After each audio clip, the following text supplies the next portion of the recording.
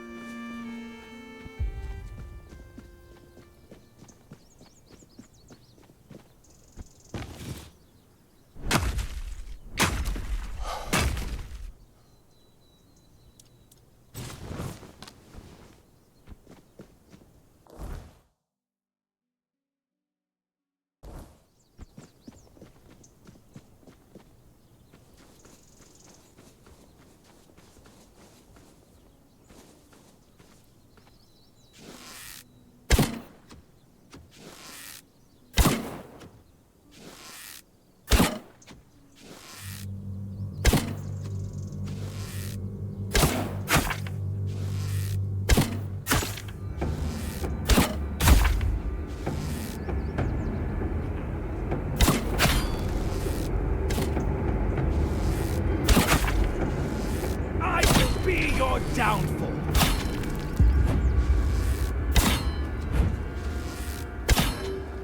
I will be your downfall.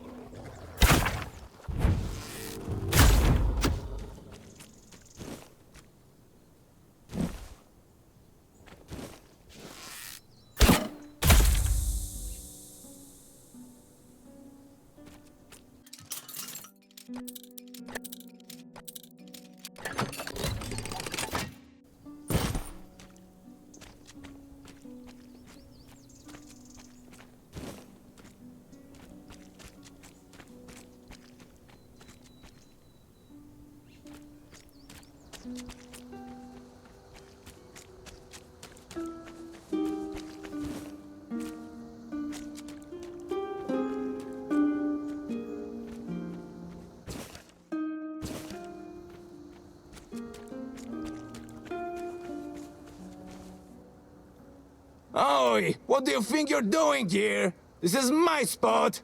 I got here before dawn, so you better get lost, you miscreant!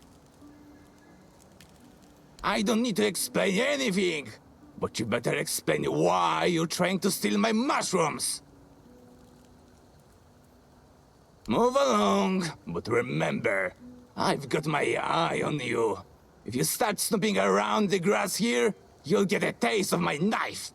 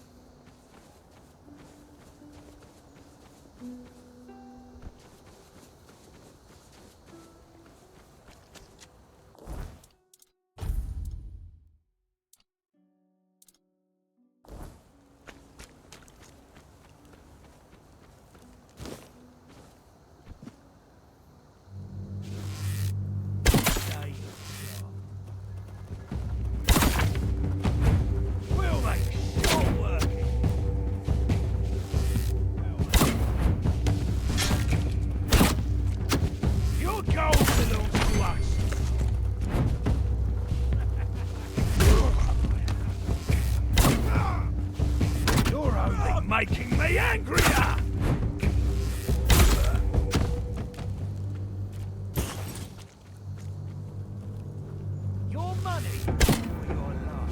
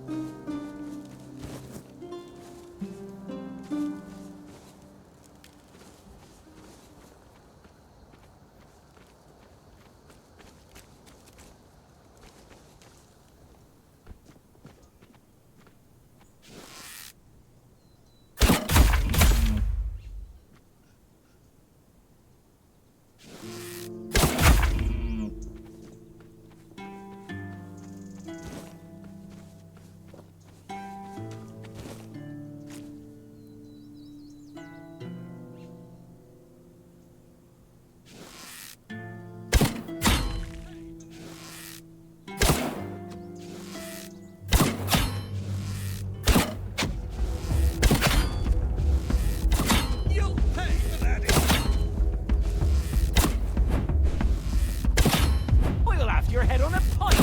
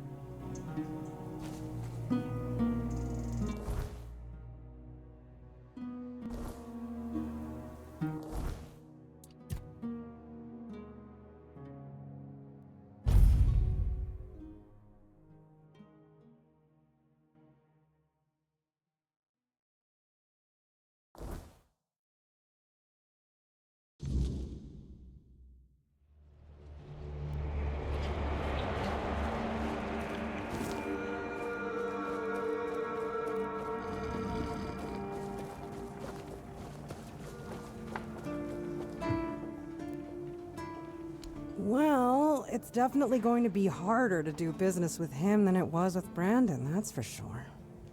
Ugh, poor bastard. Not like he didn't have it coming, though. He had some good ideas for this place, but treason is treason. Now, Fergus is going to bury the horns of the South in the past, much to Camelot's delight. But that's really not my problem. As long as there's money, I'll stick around. And when it dries up, I'll be long gone.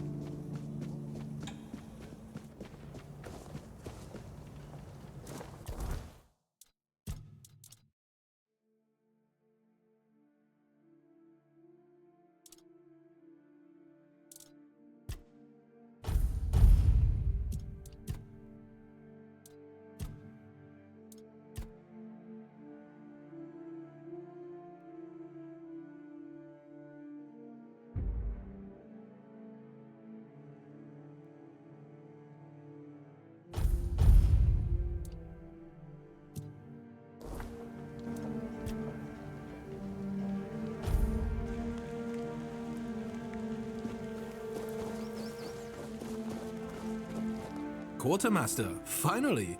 About time someone noticed my talents. Vergas can play captain all he likes. I'll be the one deciding who eats, fights, or freezes. Please, state your business. You're my favorite killer. Do you keep bandits' fingers as strong?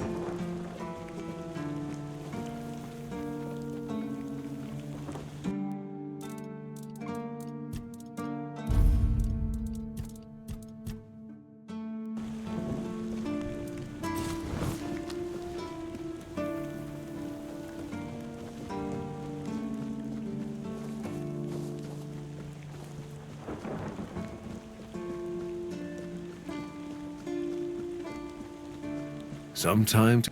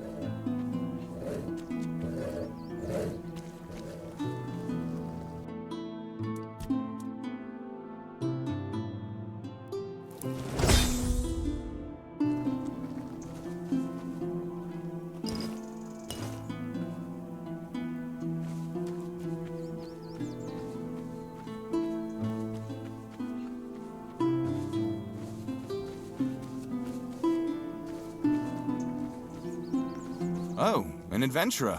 Great. Just the kind of person I need. You dress funny.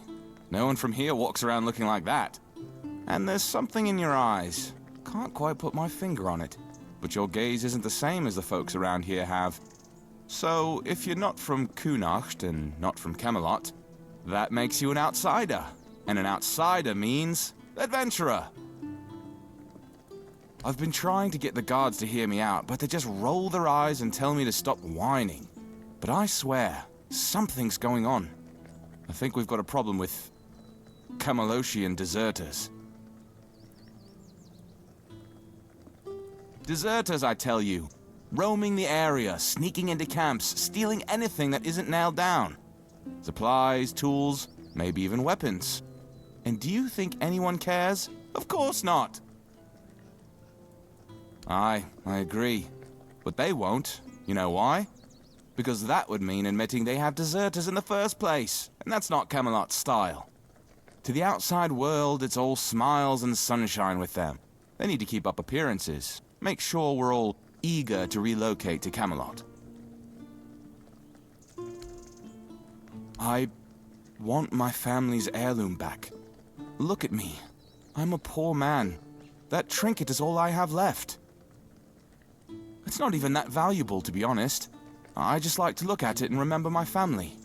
How great they were. I'm the last one left. Please. I heard some of the guards gossiping about a camp nearby. I'd start there if I were a brave adventurer and all. Just be careful out there.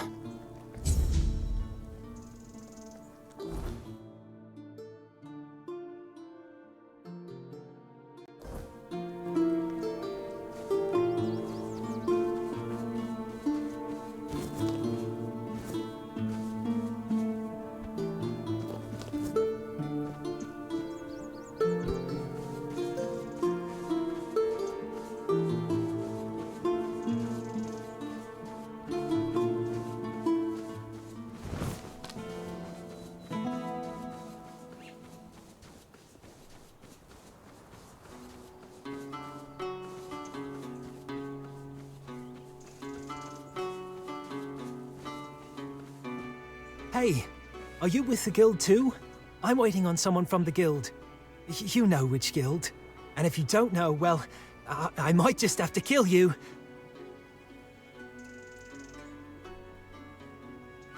Ha! I knew it! I just knew you were with the children. Are you here to give me my assignment? Luth said someone would be coming soon with my first task. My first task! I can't wait! Yeah, that's me. Edgar's brother. You've heard of him, right? He's already a fledgling.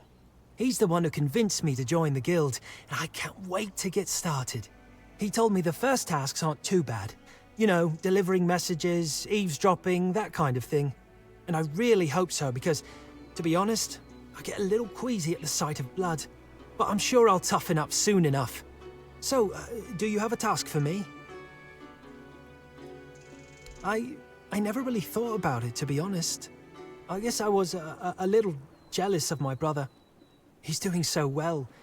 He's got food in his belly, decent clothes, and people actually respect him. These days, that's about as good as it gets. That's why I want to join. My brother always says I speak without thinking, and one day it's going to get me killed. But that's just who I am, you know? When I'm excited about something, I can't hold it in, or it feels like I'll burst.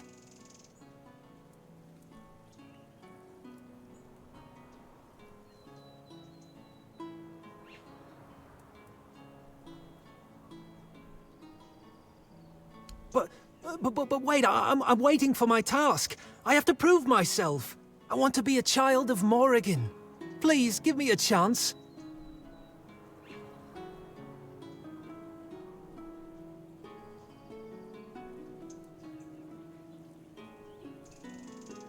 So, that's how it is. My brother warned me this might not be the right job for me, but I insisted, you know? I wanted to be just like him. But know this, I won't back down. I'll die trying to take you down. Maybe then I'll prove my worth. You did well. Luth will be pleased. We don't need to anymore. You've finished your task. The real test was to see if your heart was too soft. We need people who follow orders, not those who put random strangers ahead of the commander's word. Loyalty is everything to the children of Morrigan.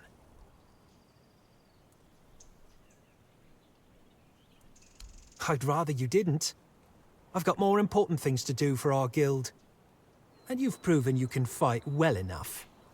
You might actually beat me, and then where would we be? He'll be waiting for you near Morrigan's Hollow. Here, I'll mark it on your map. May Morrigan's wings shield you from enemy eyes.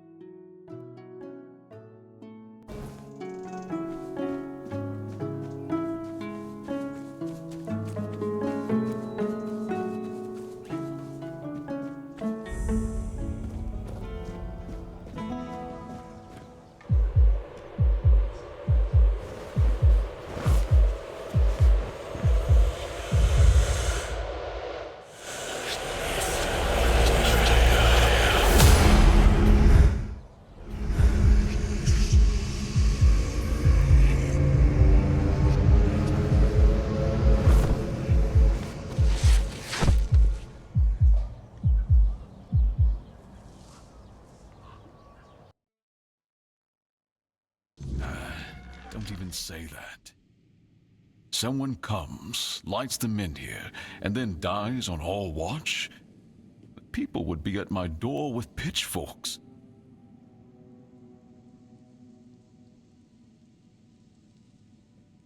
He's waking up. Welcome back to the land of the living, our hero. Help him up, Ansem.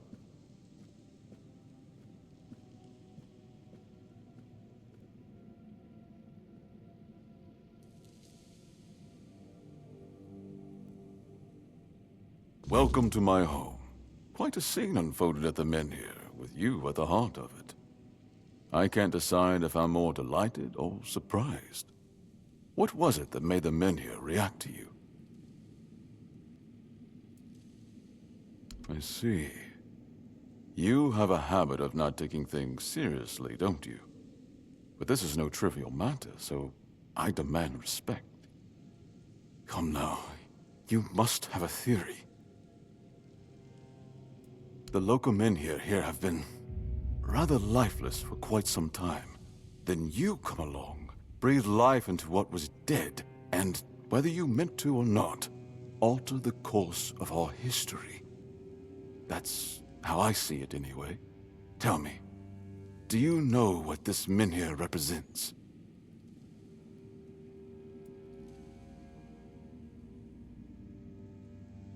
So they say.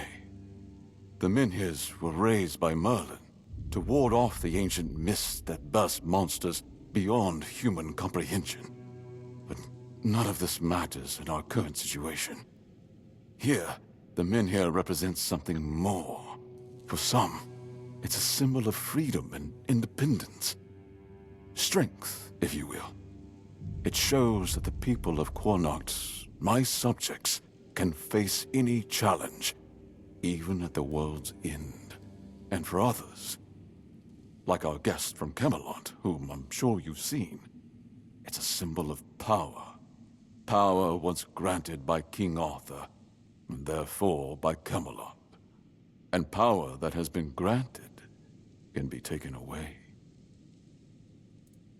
Officially, they say they want to gather all the Menhir scattered across Avalon, set them around Camelot, and bring people there to ensure their safety. That is, if they can figure out how to restore the power of the Menhirs. I don't think we know each other well enough to speak on unofficial terms.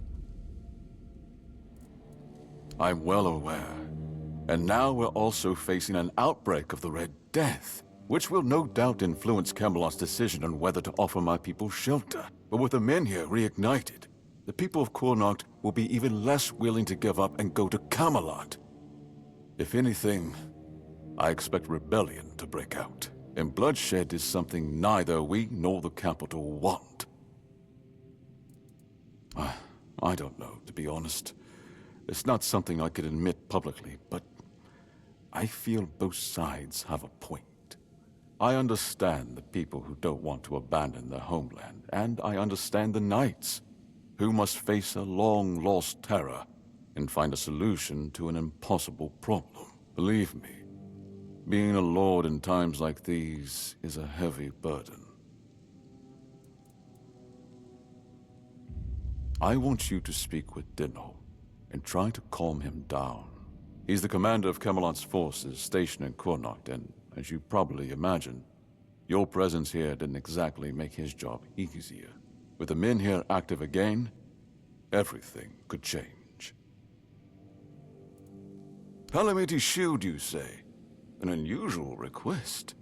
That shield rests beneath the Menhir, and legend has it that it used to fuel its power for centuries. I don't mind if you look at it, touch it, whatever you need. Just don't take it.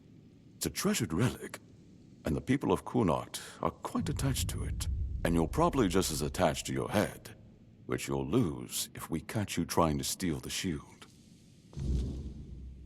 If you need anything, speak to Ansem. He's the one who decides what's worth my time.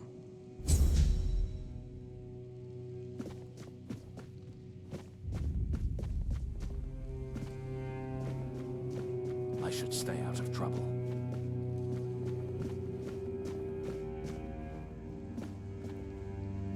You startled me.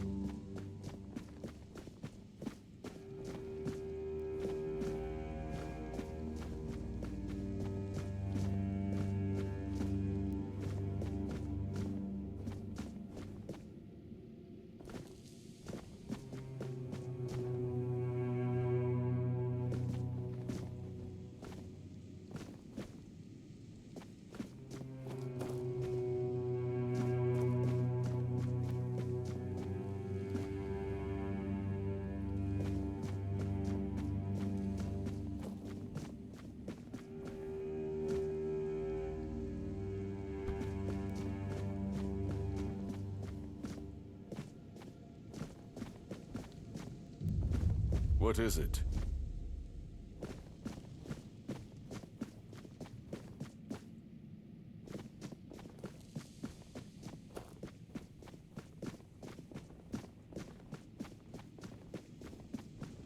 I should stay out of trouble.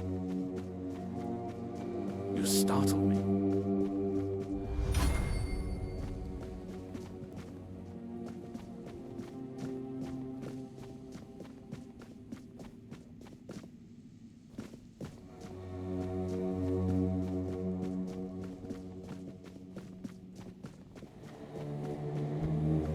Do you need something?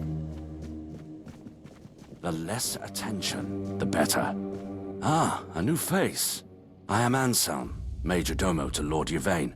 Any business to be done in Connacht usually passes through my hands first. From managing the court's affairs to ensuring Connacht doesn't collapse under its own weight, it's my duty to keep things running smoothly. Not an easy task, given the times.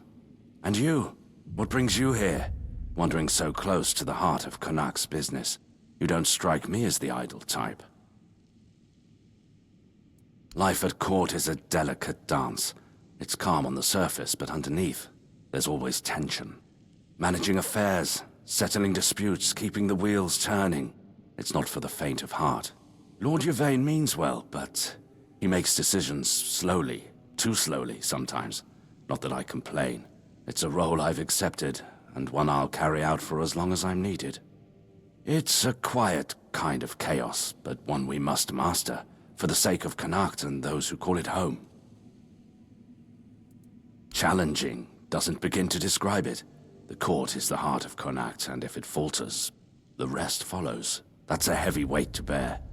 But if I'm honest, it's the plague that keeps me awake at night. I've seen what it does, how it spreads, how it steals lives without mercy. I lost my family to it.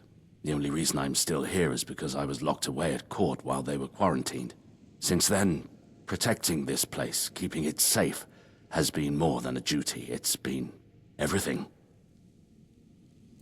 Take care out there.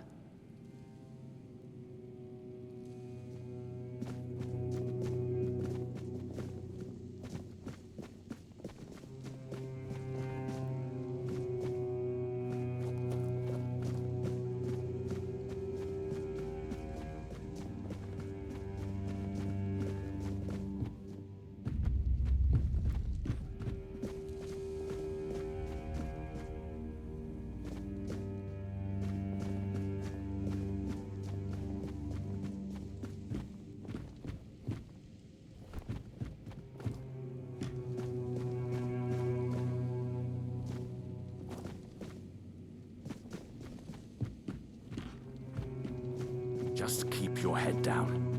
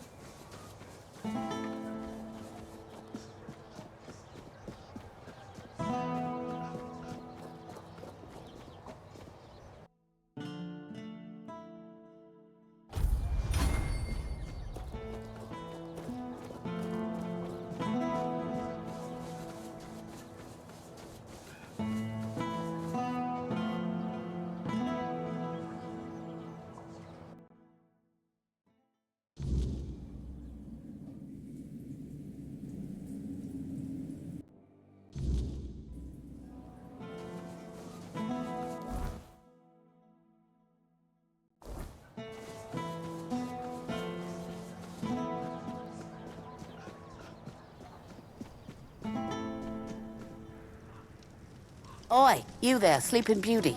I saw them carrying you into Yvain's mansion. You feeling better now? Good. Would have been a shame if something happened to the one who lit up the menhir. No wonder they brought you straight here. Tell me, did you get to see our lord? Or just that snake of his, Anselm? Sorry, stranger. I meant no offense. Name's Morag. I'm the innkeeper around here, though, as you've probably seen, there's not much of an inn left to keep. Truth is, I was hoping that, with what happened at the menhir and all, you might have Lord Yvain's ear. Maybe you'd be kind enough to whisper a thing or two into it on my behalf? Because he doesn't bother listening to us common folk, even when our livelihoods are at stake. If we're lucky, we get to air our grievances to Anselm, but wait for the Lord's decision is always his answer. How long can we wait? We're not some lazy nobles. We don't just get to put our lives on hold. We've got to eat, damn it. And unlike him, we have to work for our meals. Camelot shut down my inn. Said it was because of the Red Death, but the Red Priests have been here for ages, and they never had a problem with my place. And last I checked, Yvain's still our lord. Not one of those Camelocians. What gives them the right to meddle in our business?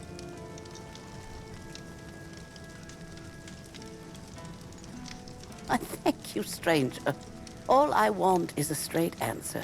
The least he could do is make Camelot pay me some kind of compensation.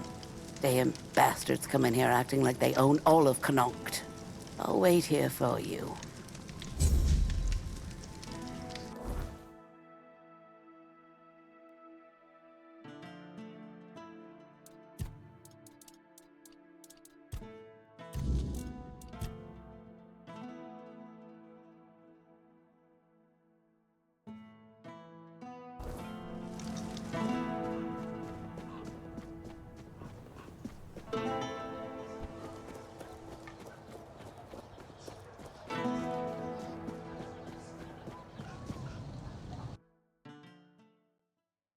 Just keep your head down. Just passing through? Good.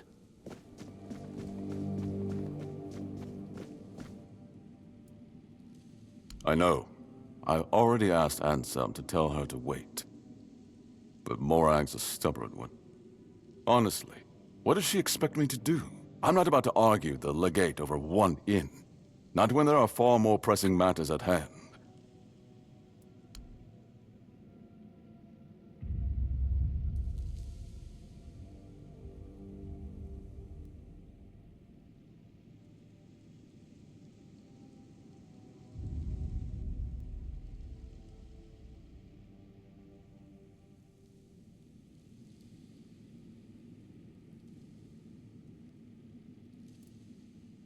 Well, surely she's been given some sort of compensation, hasn't she? You're the one who spoke with her. I don't have my records on hand to check. Besides, it was Denholm's call. If anything, it's Camelot that owes her restitution.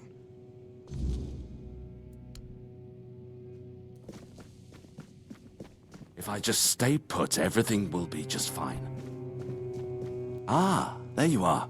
What news do you bring to the court today? Farewell.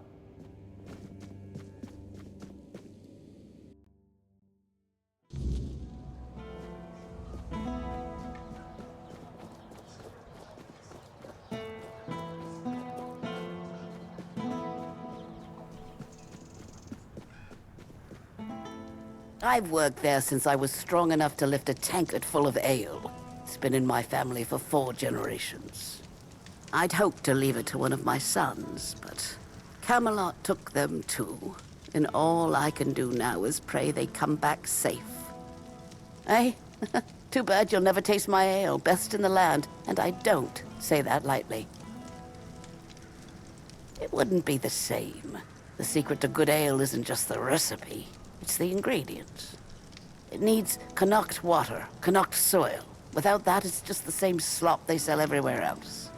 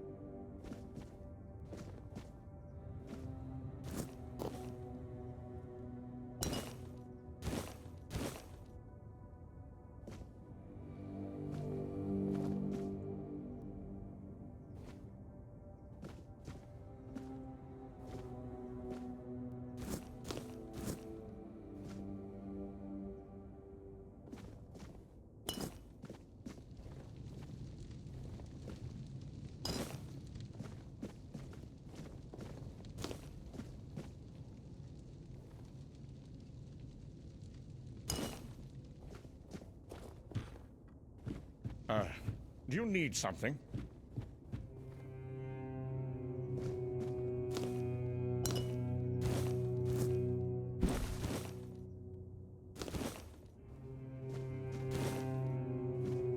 Ugh, you startled me.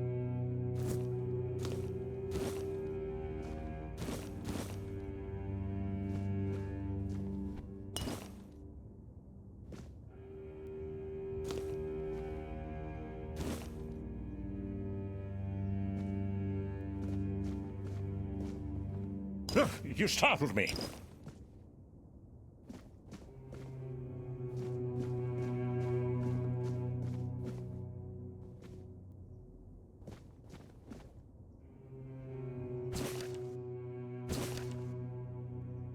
Welcome to my home, stranger. Whatever brings you here, know that the Langfords were always known for hospitality, even in times like these. Sit down. Have a drink with me. This is precisely what you should expect from the Langfords. This place has seen better days, sure. Used to be full of people. Now no one bothers. Not since things turned sour. But it's still mine. I was born here, and I'll die here. Let those damn Camelosians try and drag me out. That said, do you have anything we could drink? Finally! Someone with proper manners. Everyone else around here just takes and takes. I've nearly forgotten what kindness feels like. But never mind all that. Come, sit, feel at home. What's the word out there? Still cheering and selling cabbages while the world rots beneath their feet? They happened to themselves. Misfortune, betrayal, weakness. By the time it all landed on me, the gold was gone and the doors were already closing. And somehow I'm the one everyone points at. And go where? Wander the roads like some beggar? My family has lived in this town for centuries. I'd rather be crushed beneath the stones my forefathers placed here than abandon them. Survive as what? A nobody scraping by, begging favors. Better to die remembered here than live forgotten out there. All alone? Not quite. There's one left. A servant. Stays up in that shed on the roof. She doesn't talk much, though. She's probably waiting for me to croak, so she can sell the place for scrap. But she'll be waiting a while. I've outlived better people. My uncle's betrayal is what started it all.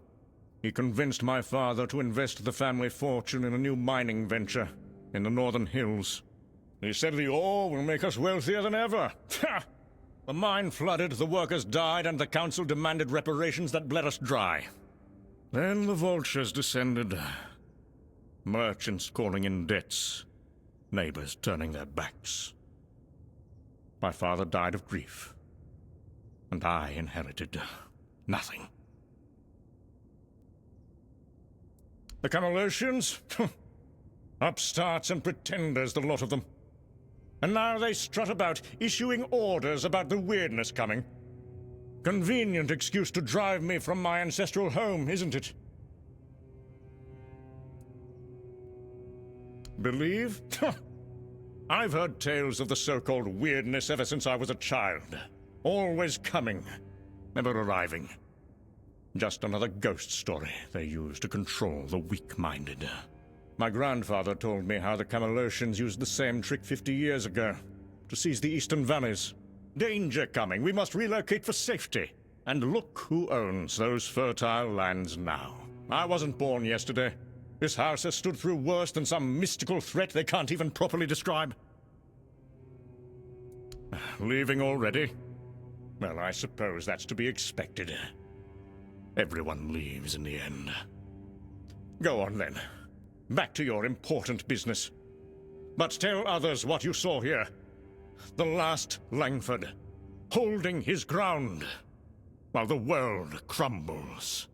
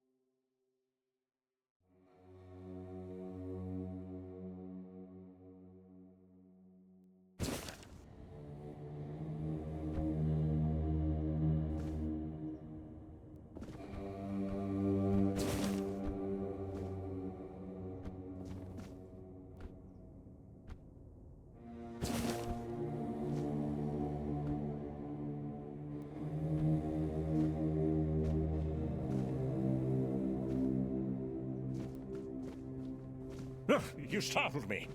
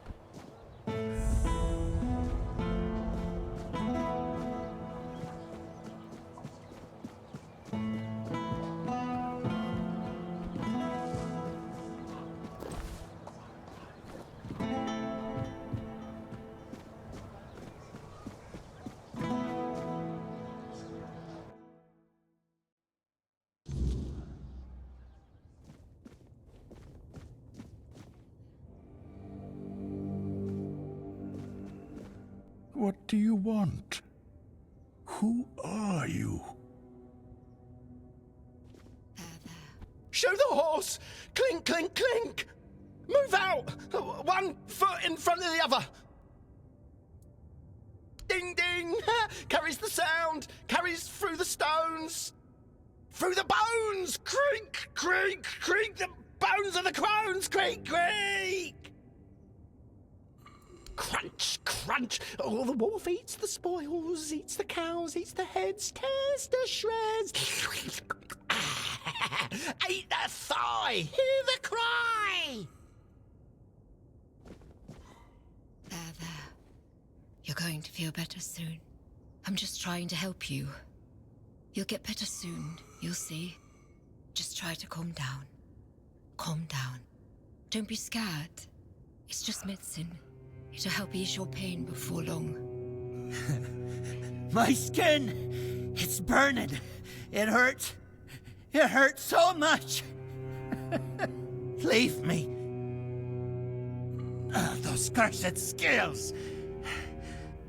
Don't touch me! Please don't touch me! No!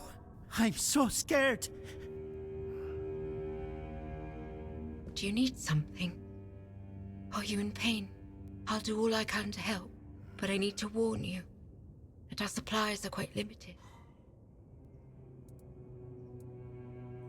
Well, actually, the hospital is run by Camelot. I'm just an apprentice to Neonte, the priestess of the All-Mother here in Kunalt. But the healer from Camelot is dead, and Neonte spends most of her time at Lord Yvain's manor. So, it seems I'm on my own. Here, take this. I hope it helps. Unfortunately, that's all I can give you. We have to make sure there's enough for everyone in need. Camelot treats this place like a field hospital. To them, it's temporary. Though I suppose that's their outlook on all of Kunalt right now. The legate says Camelot simply can't spare anyone else. According to him, one priestess and her apprentice should suffice. And yet, his soldiers are the ones who are supposed to get priority. Even if they only have a blister, I'm required to treat them before a local with a broken leg. Oh, she thinks I have everything well in hand. As if she doesn't notice it, all falling apart. I know I should feel flattered by her trust. But honestly, I'm just exhausted. I'm not even a priestess. The only training I've had is what she's given me. Ever since Lady May fell ill and died, Neonte's barely been here. She just sits by her grave. Truth be told, I'm a bit worried about her. Even when she does come by, she seems absent, and I don't even have the time to go check on her. It is. It really is. The hospital's barely holding on. Camelot pays us a pittance for treating their soldiers. And the villagers just pay with what they can. But I can't make medicine with eggs and chickens. And even if I could, I don't have the time. Some days, I dream that someone will swoop in and take it all off my hands. Ideally, it would be Niante, but I'm not sure I can count on her anymore. Still, maybe it's worth a try. No one knows. He barely speaks. And when he does, it's all nonsense. The poor man's lost his mind. I'm afraid there's no point in talking to him right now. Besides, he needs rest. You should speak to Legate Denham. All I know is they sent him somewhere. And when he came back, he was like this.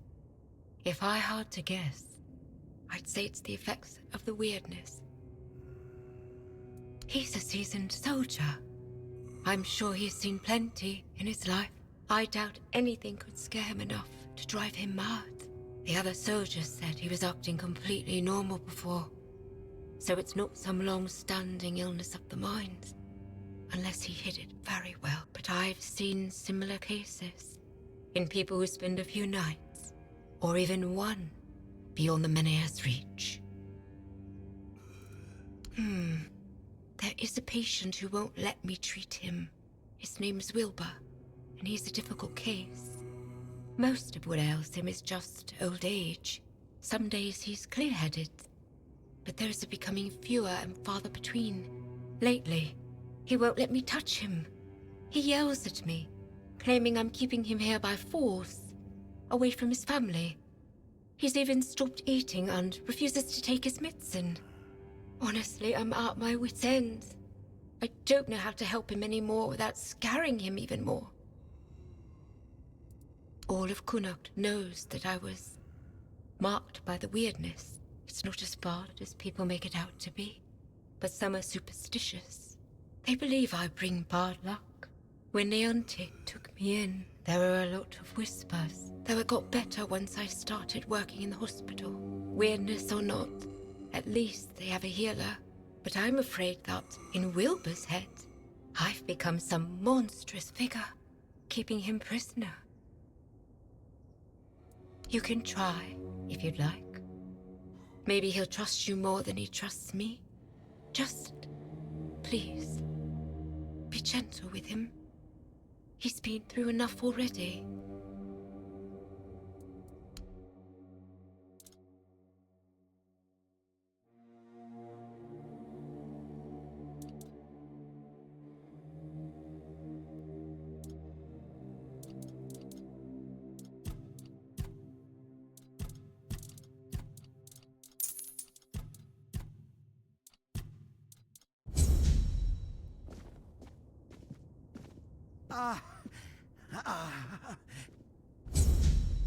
Help a soul out on your journey, will you? Have you come to offer aid? Or do you stand among the wounded? If so, do not let fear grip your heart. Your time will come. Trust the will of the word, and you shall shine. I am but an empty vessel, yearning to be filled with the sacred joy of the word. Now I am perfectly blank and naked. Alone, I lie in this cold place, silently watching, patiently waiting. But soon, all shall be perfectly splendid. I have been marked, a gift given to me so that I may pass it on. Tell me, do you wish to become a hollow shell, an obedient corpse, able to hear the voice of the one who guides us to the final act? It is your intimate moment beside the prophet. You will hear the beating of her heart, feel her healing grace, and then you will find peace in the word. At last we shall rest, sister. We will finally rejoice. It is a path, one you will walk, guided by the one who bestowed upon me the grace of hollowness. I have received my task, to wait and pass the gift along. I understand. If you choose to walk this path, know that I shall be here, waiting. Help a soul out on your journey, will you? I have been waiting. I have heard the tales of the Red Priest's brutality, and I have witnessed it myself. Their methods are harsh, yes, but tell me, what better way is there to cleanse the flesh, to hollow the body, and make room for the word's glory? We are not perfect as we are. We must be bent into the proper shape. So it is decided. This brings me great joy, sister. It will take but a moment. You will feel no pain. Now, go to the place where I first set foot on this path.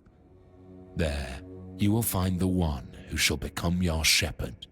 Soon, you will be reborn.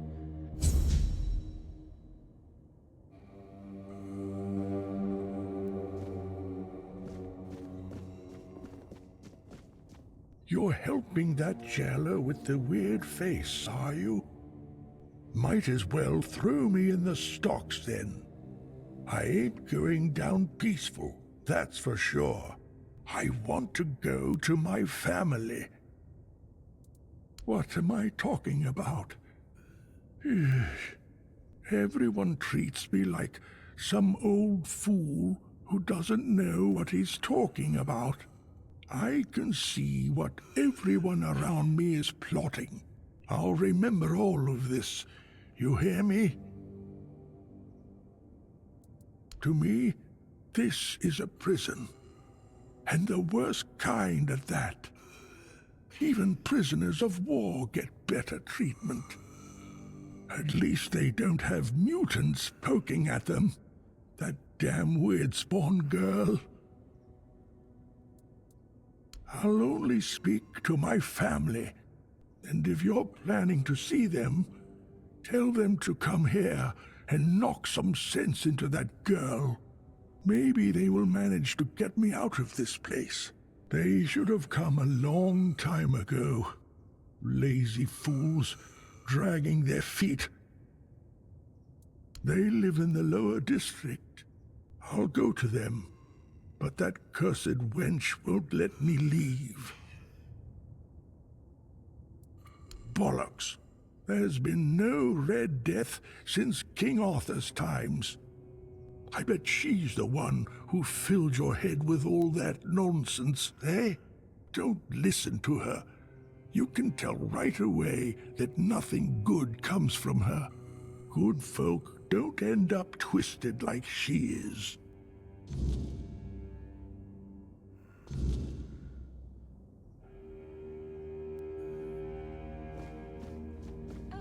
Hello there.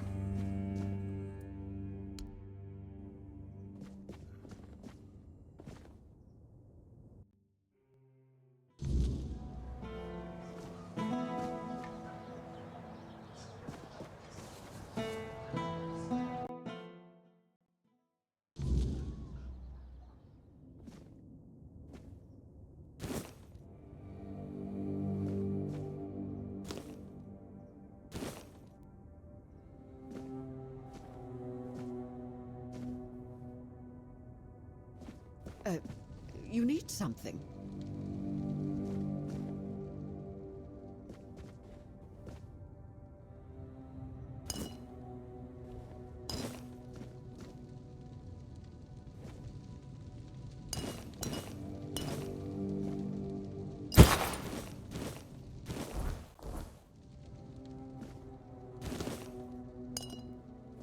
You startled me.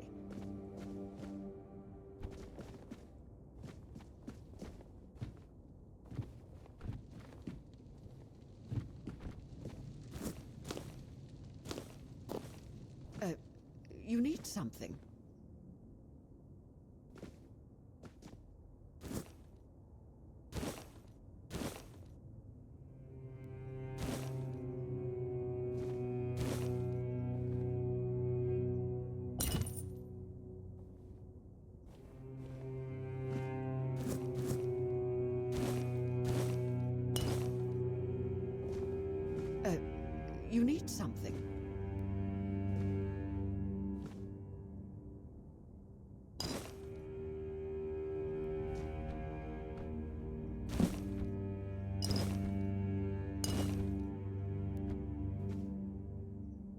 startles me. Welcome. I am Vessa Meredith Talbot. Please ignore the crates. My husband's doing. He insists on preparing for an evacuation I won't join. 4 generations of my family have lived here. The wordness may take it from me, but I will not abandon it willingly. Each generation of my family faced a crisis, and each endured. What message does it send if I'm the first to abandon our legacy?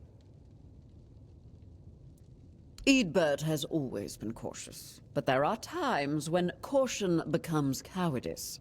The Menhir still stands. Lord Yvain still searches for solutions. And I've heard that the Menhir responded to you. If such miracles are possible, why surrender before the battle is truly lost? I believe nothing is certain until it occurs.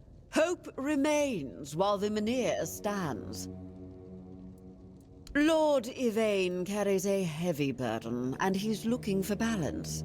He's searching for a solution that preserves both our people and heritage. His heart is true. Well, at least that's what I chose to believe.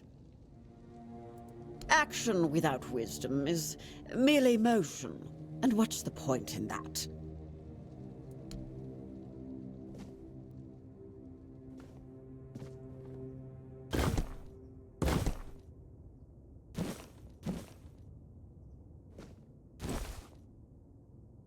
Stop that before someone sees!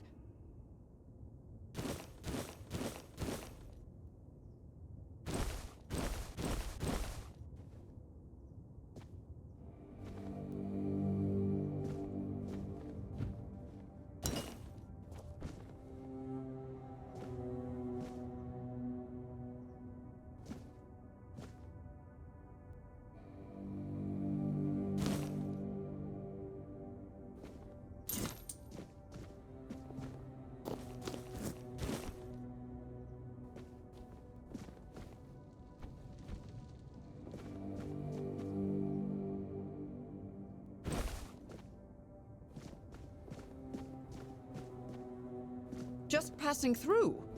Good.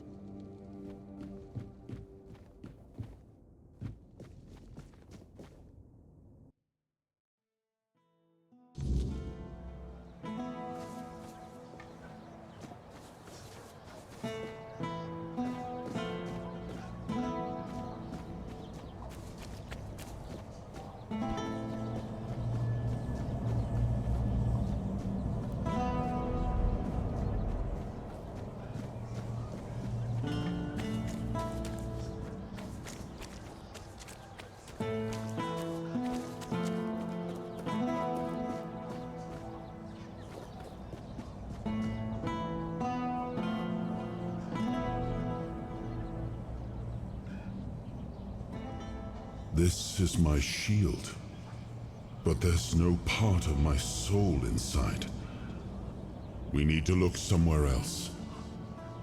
But I can feel the missing part. Close. Maybe it's the Menhir. Maybe it needs something from us.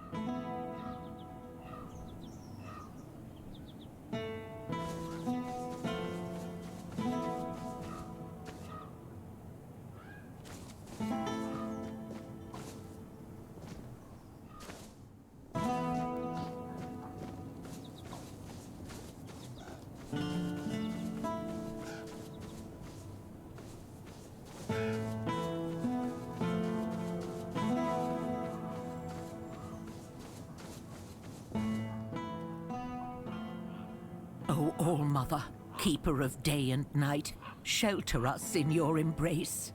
Oh, I hope I'm not bothering you. Don't worry about me. I don't have much time left anyway. Look after yourself, though.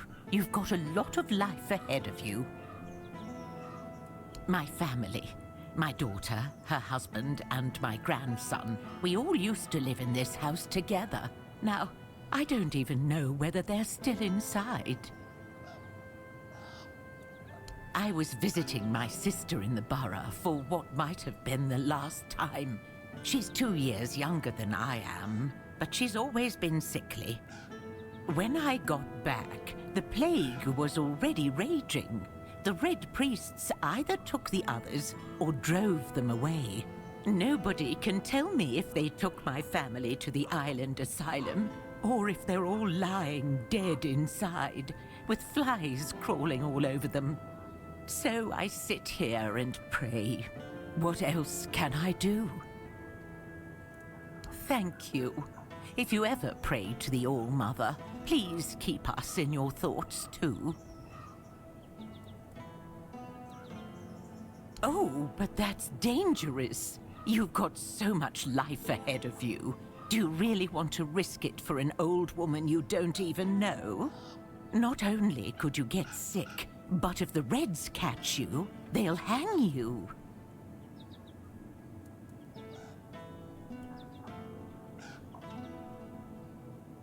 But what if you catch the Red Death? No, I could never forgive myself. Really? The All-Mother must have truly blessed you. All right, thank you. Just be careful that the Red Priests don't catch you.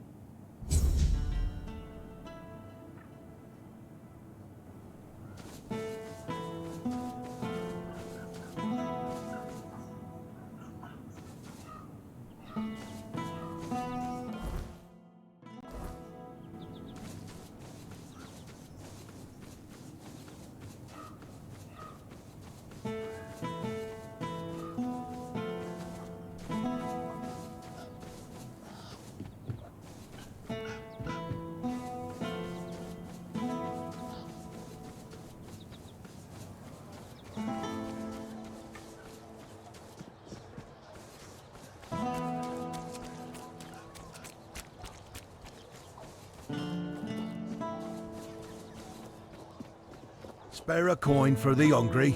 Yeah, huh? Ah, yes. Yes, now I remember. I remember it all. On the 14th day of the month of Oak, a procession dressed in red passed through. They dragged people from their homes. Eventually they came for us as well. Me and my Brianna, our possessions. They took everything. Took it all for themselves. Now, I have nothing left.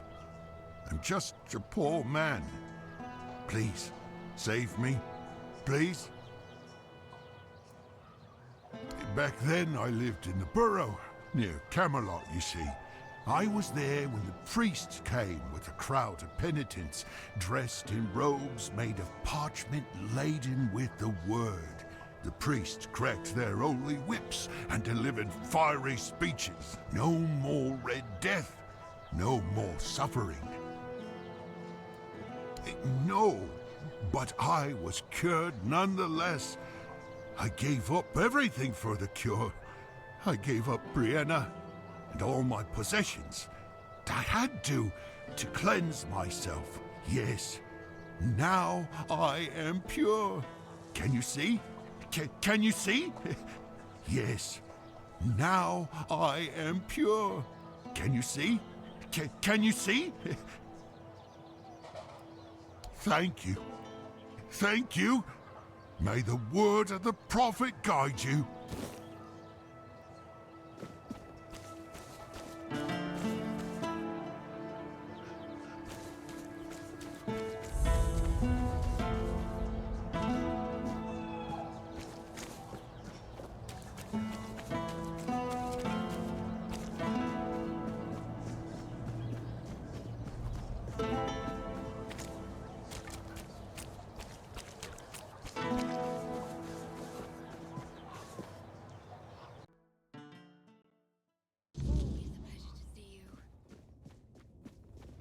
Oh, is that you, Roy? Have you finally come to visit your grandpa?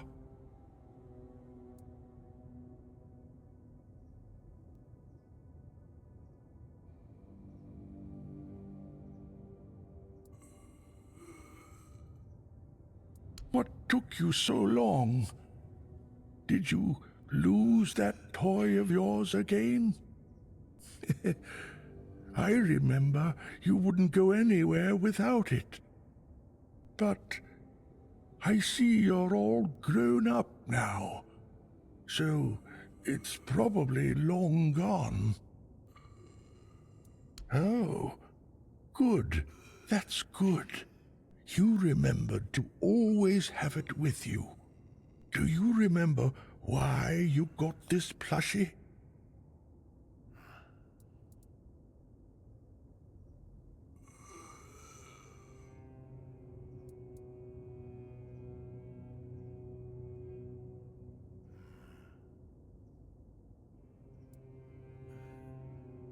I'm not sure if that's how it was, but maybe I've got it all mixed up. Anyway, tell me, do you still remember that little rhyme I wrote for you? When the dark night comes, the menhir will feast.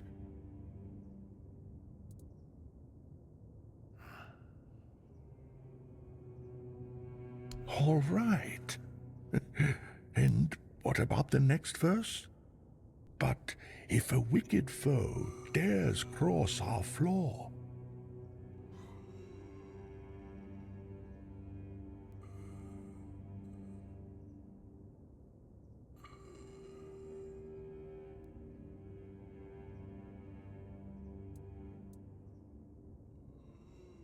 do you really think I'm just some mad old man?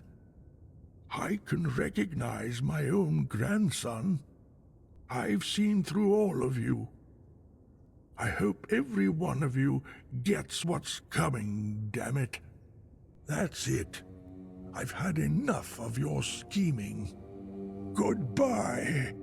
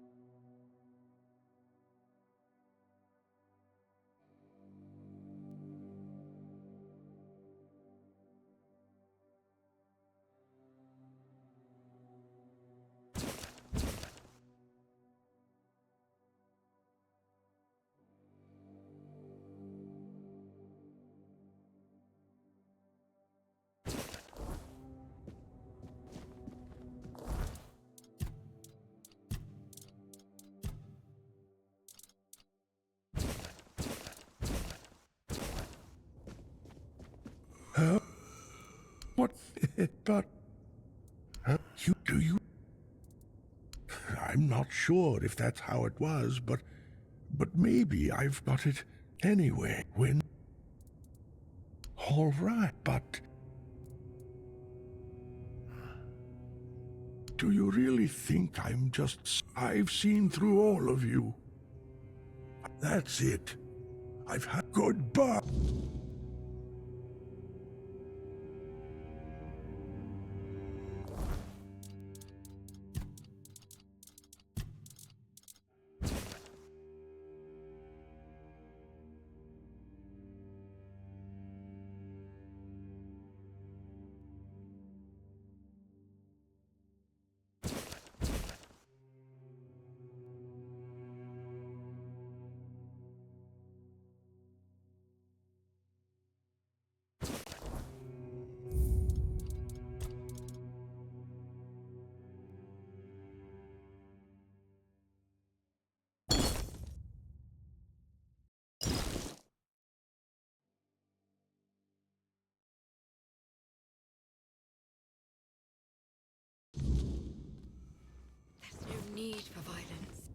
How?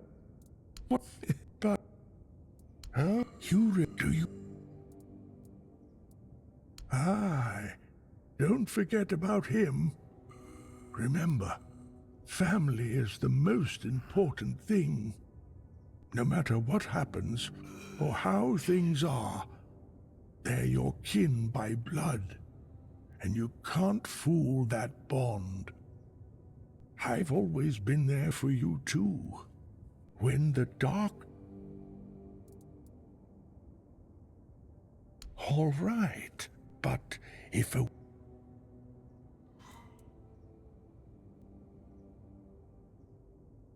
Do you really think I'm just some mad old man? I can recognize my own grandson. I've seen through all of you. That's it. Goodbye.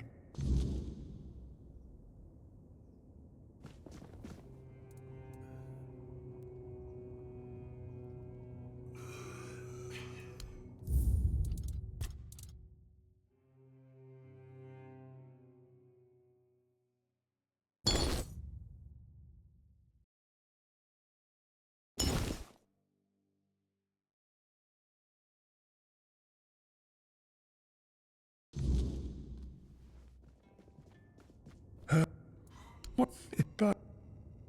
Oh, you remembered, do you? No matter how, when... All but if a wicked foe...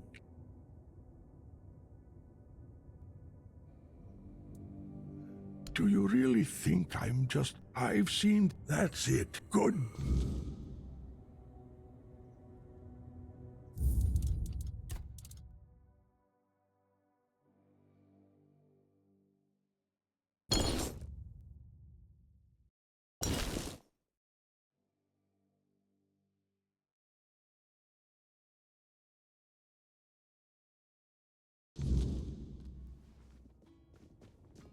Oh, I won't listen to this drivel. One more lie, and you'll all regret it.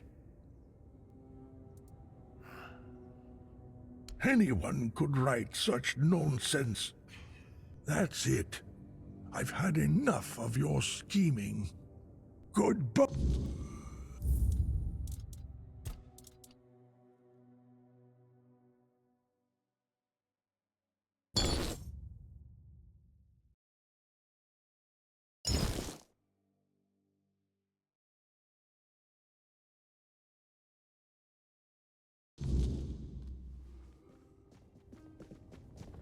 Oh. One. That's it. Good.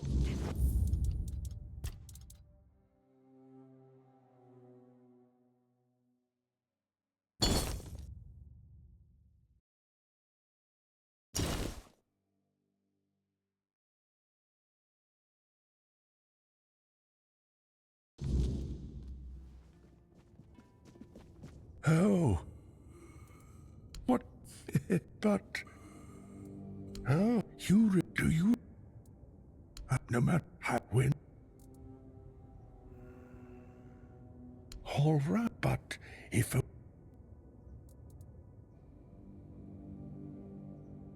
Do you really think I've that good?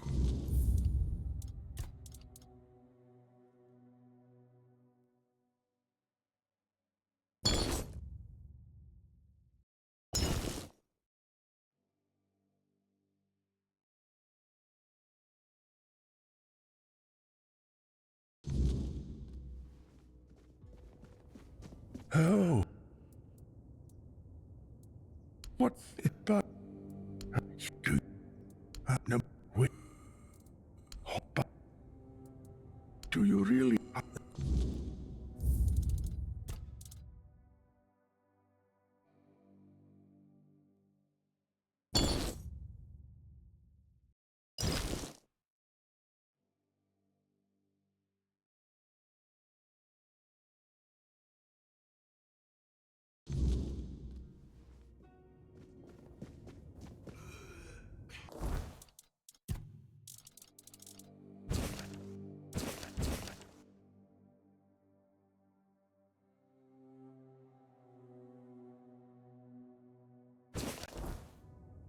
Oh.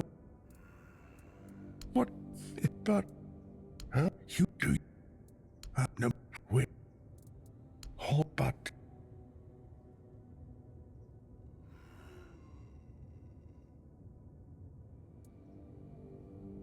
Do you really think good? What do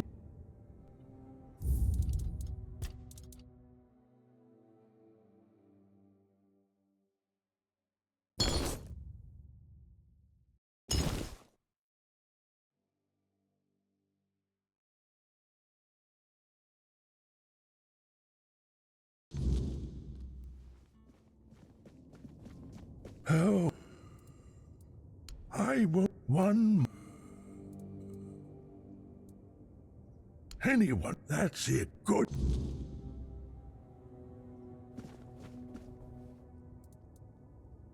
Damn it. Damn it. I know you tried. This isn't your fault. It's mine. Wilbur was my patient. I can't run this hospital all on my own.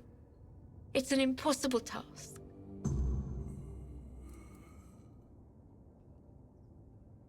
Someone with money, preferably. I won't lie. I've thought about it already. More than once. Someone who can supply us with ingredients. Maybe an alchemist. To make the medicines. At one point, I even considered asking the Red Priests for help. But Neonte would have my head. Then I thought about Orwin and the Merchants' Union. But I can't abandon the patients. Just to have a long discussion about the business prospects of a failing hospital. Huh. What doesn't she have against them? First, she abhors the doctrine of K. On a purely theological level. Her words, not mine. And then it's all about politics. She says the influence of the Red Church is undermining the position of the All-Mother on Avalon. I don't know. Maybe people just turn to whoever is willing to help. If the priestesses aren't enough, someone has to step in. I know. That's why I'm hesitant. But some of them are also quite innovative. No one can deny that their research into the Red Death has led to real progress in medicine. I suppose, if I were ever to run a hospital with one, I'd have to make sure they don't get too ambitious. You do that? For me? Why? I just told you the hospital has no money. I can't pay you for your efforts.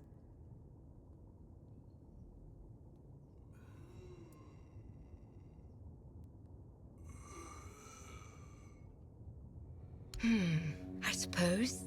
You come across a lot of rare ingredients on your travels. I'm sure we could use your help.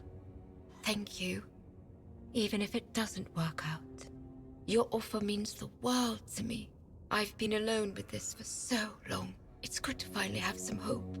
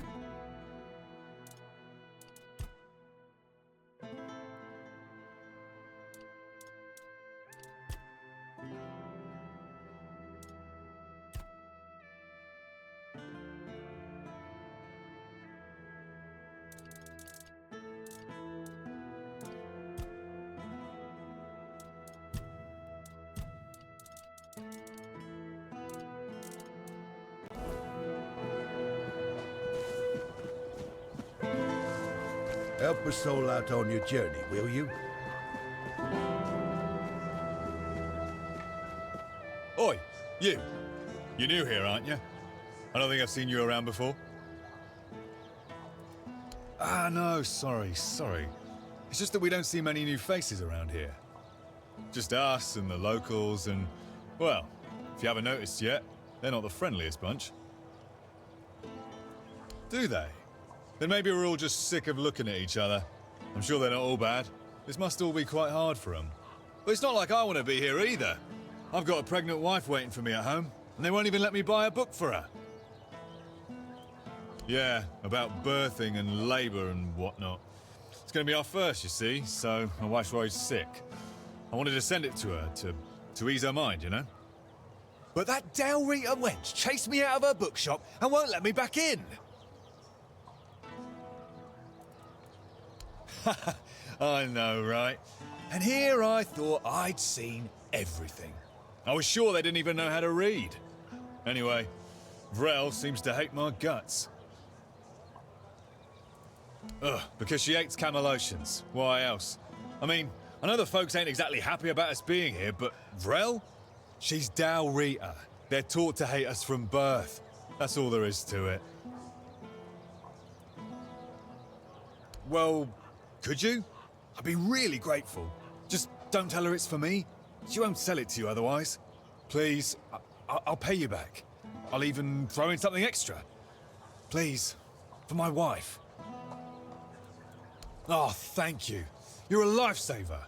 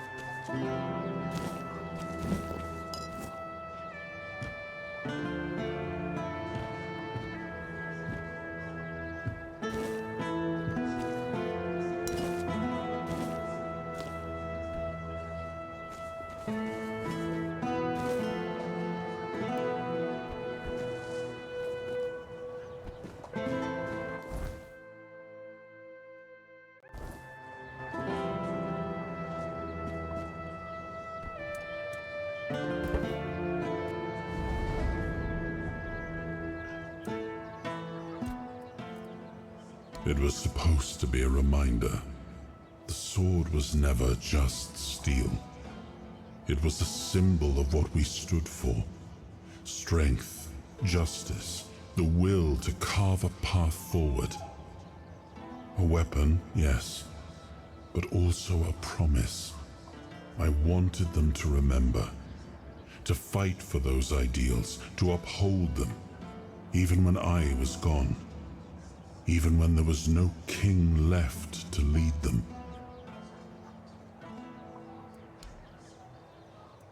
Much the same.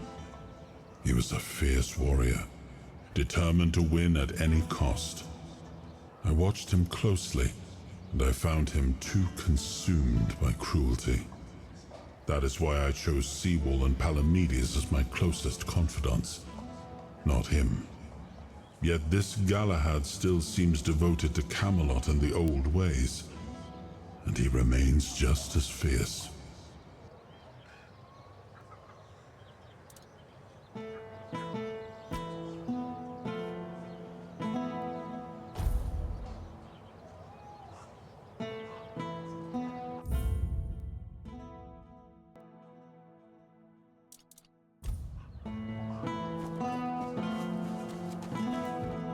Ah, here's our troublemaker. You've really caused a stir around here with that spectacle in front of the Menhir. I had everything in order. The cart was ready, and people were all set to move to Camelot. But now, you appear out of nowhere, and suddenly a dying pile of stones lights up like a bonfire. That's bad. That's very bad.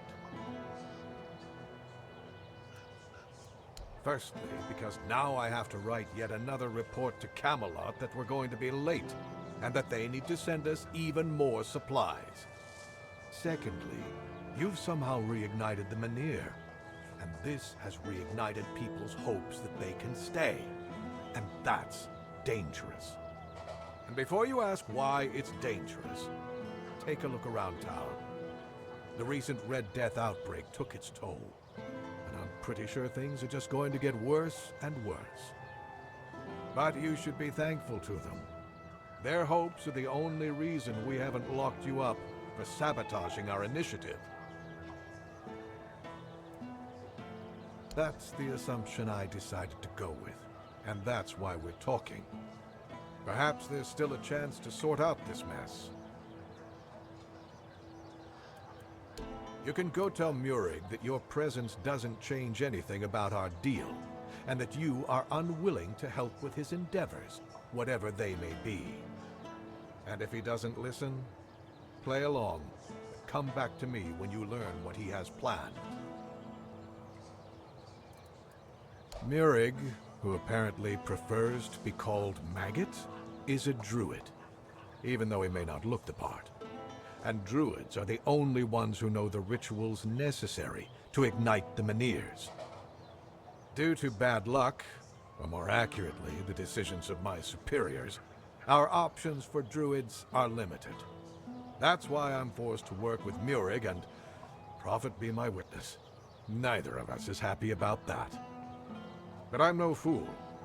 I know that what happened in front of the Menhir might make Murig consider double-crossing us. He'll try to find a way to reignite the Menhir so that it could stay in Kunok despite our agreement. So, if you ever find out what he's planning, if he ever asks you to fetch something for his ritual, you make sure you come to me first. Isn't it obvious? For the safety of all the residents of Avalon. Only by gathering the Menhirs in one place and reigniting them will we be able to keep ourselves safe from the weirdness. Avalon's population has significantly declined over recent years.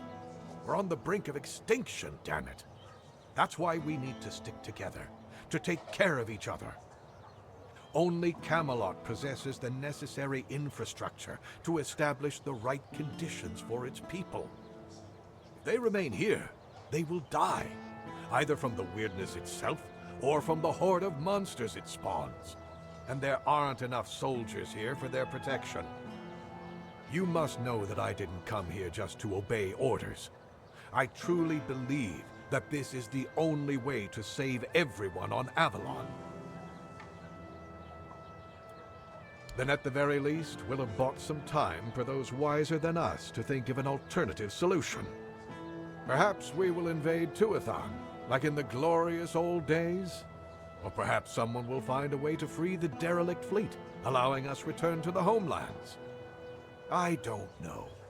But there's one thing I'm certain of, and I'll repeat it as often as necessary. Only by standing together can we overcome the weirdness. Scattering our people across the island is the worst solution, and it's a sure path to our ruin.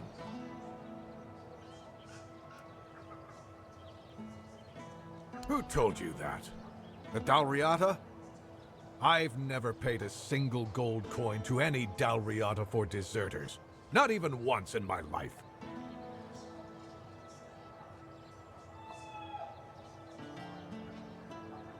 You see, it's hard to keep the men's morale up in these uncertain times. It's really no wonder that every once in a while, some of them try to desert. Still, this is the military. Desertion is unacceptable and will always be punishable by death. Camelot especially insists on nipping that problem in the bud.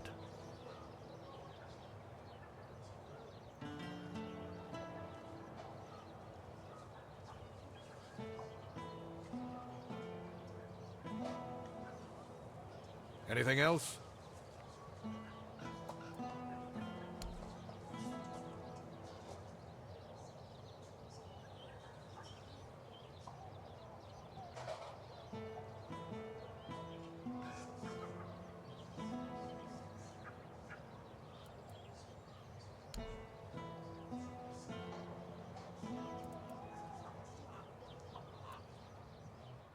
Oh, yes.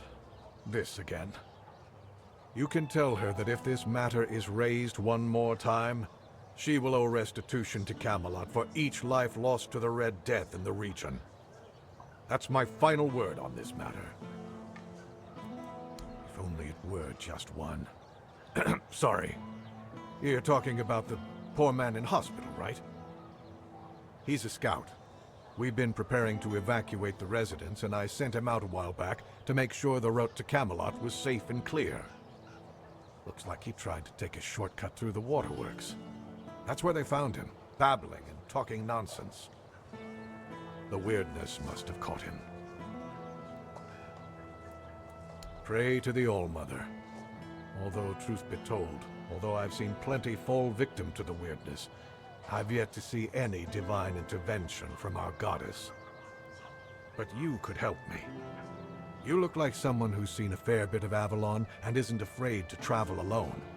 I could use someone like that to finish the job my scout couldn't complete.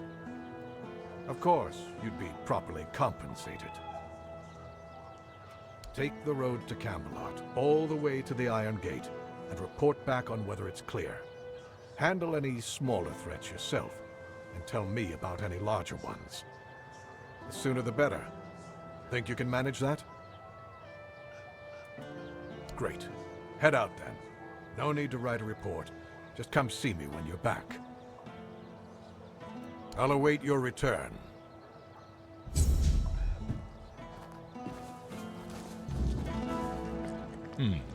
Haven't seen your face around here before. A visitor, eh? Try to stay out of trouble.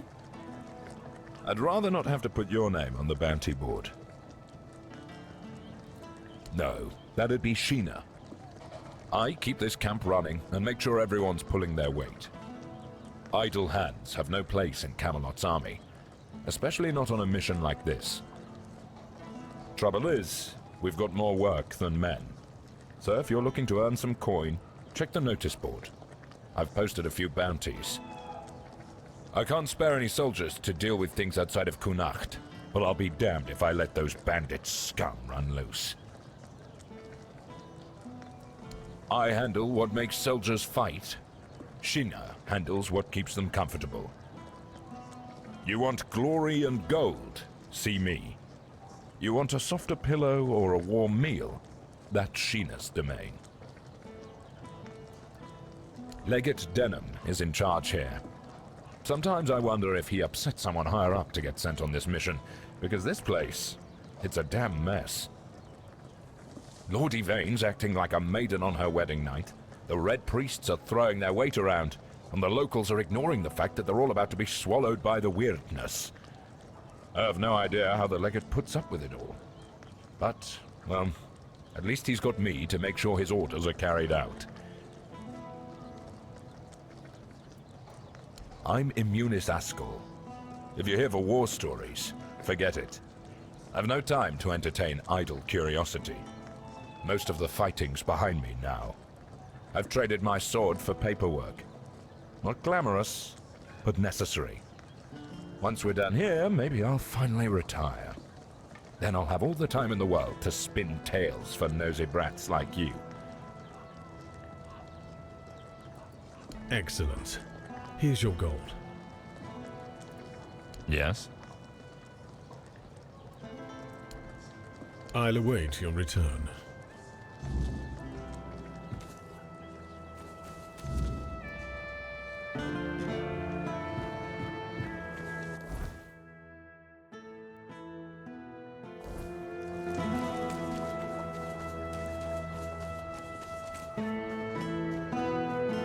If I just stay put, everything will be okay. Spare a coin for the hungry.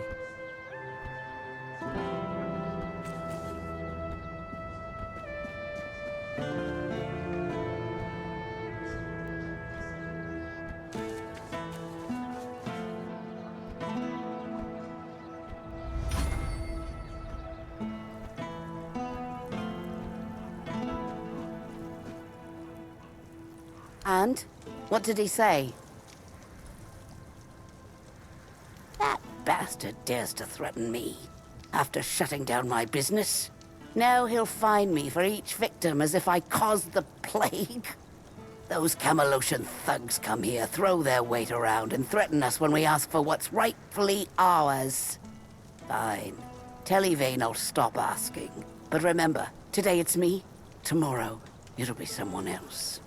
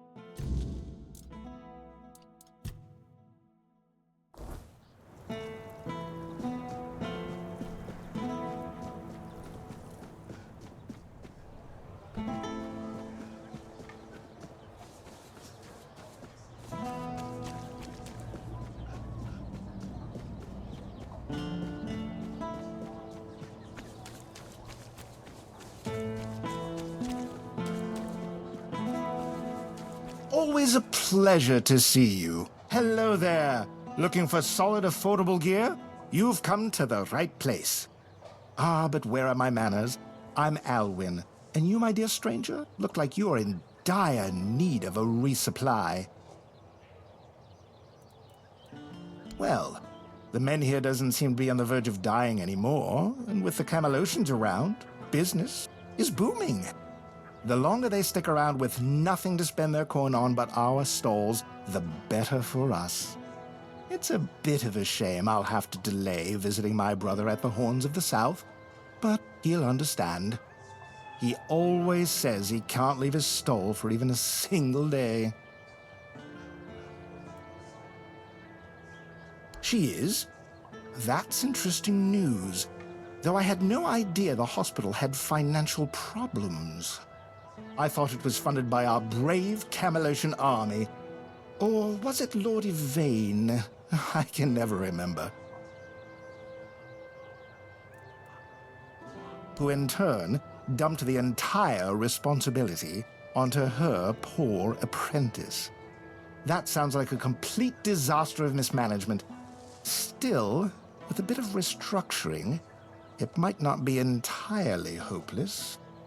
That said, a hospital doesn't exactly strike me as a lucrative venture, and I'm not in business for charity.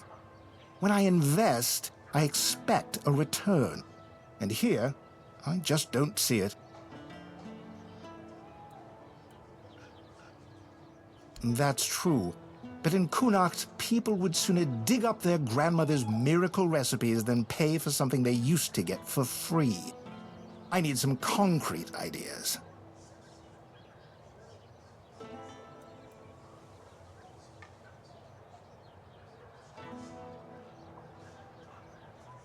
Now that is an intriguing thought.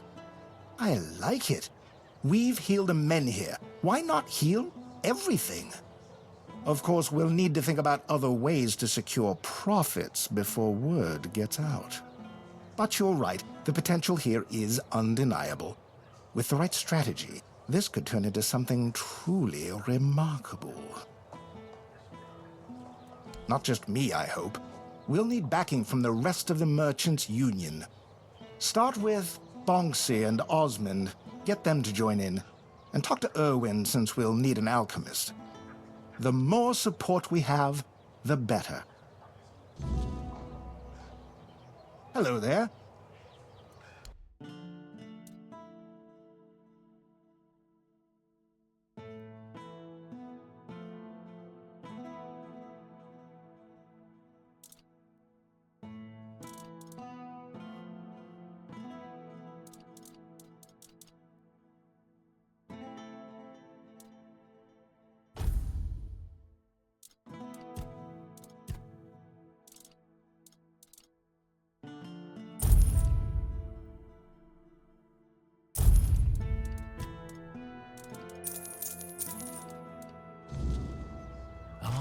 wasn't expecting company.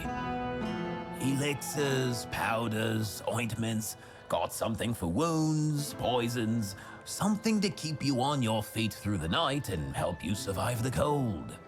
And all of it made by my own hands, with science. No tricks, no vile spells. Yes, all magic is a scam, an illusion that pretends to give you something but always takes more in return.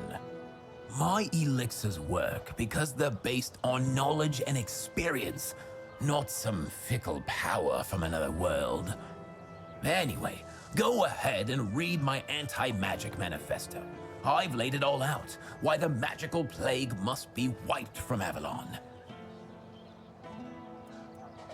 And I assume you're here to hand me an invitation?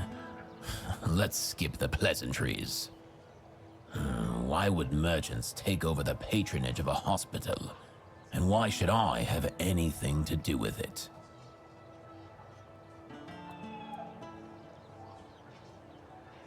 Touching, but I'll have to disappoint you. I couldn't care less. The people of Connacht have always had a knack for entrusting their lives to magical scarecrows, like that menhir looming over us. As you can see, wisdom isn't their strong suit. If you don't have a better argument, we might as well end this conversation now.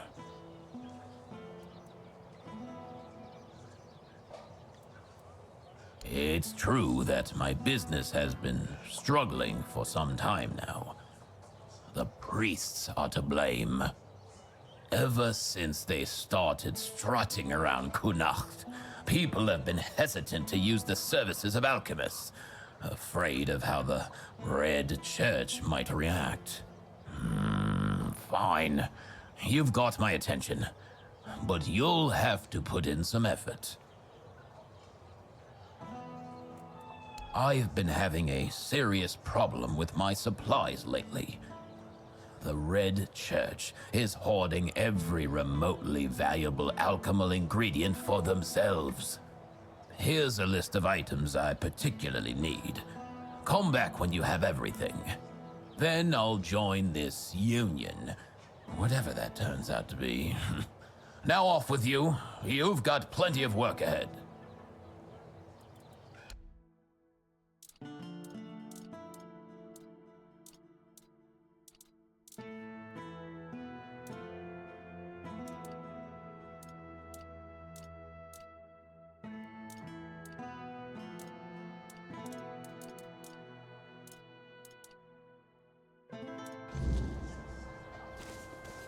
You doing okay? Welcome! I haven't seen you around before, but since you decided to visit, I can tell that you have excellent taste. One day, a friend of mine asked me if her new dress looked good, and I told her, you have excellent taste. She was tickled pink and said, oh, do you really think so? And I said, absolutely. After all, you came to me for advice. Now, let's get down to business. My name is Osmond. If you're in need of a bow or some arrows, I'm here to explain everything and offer you some advice.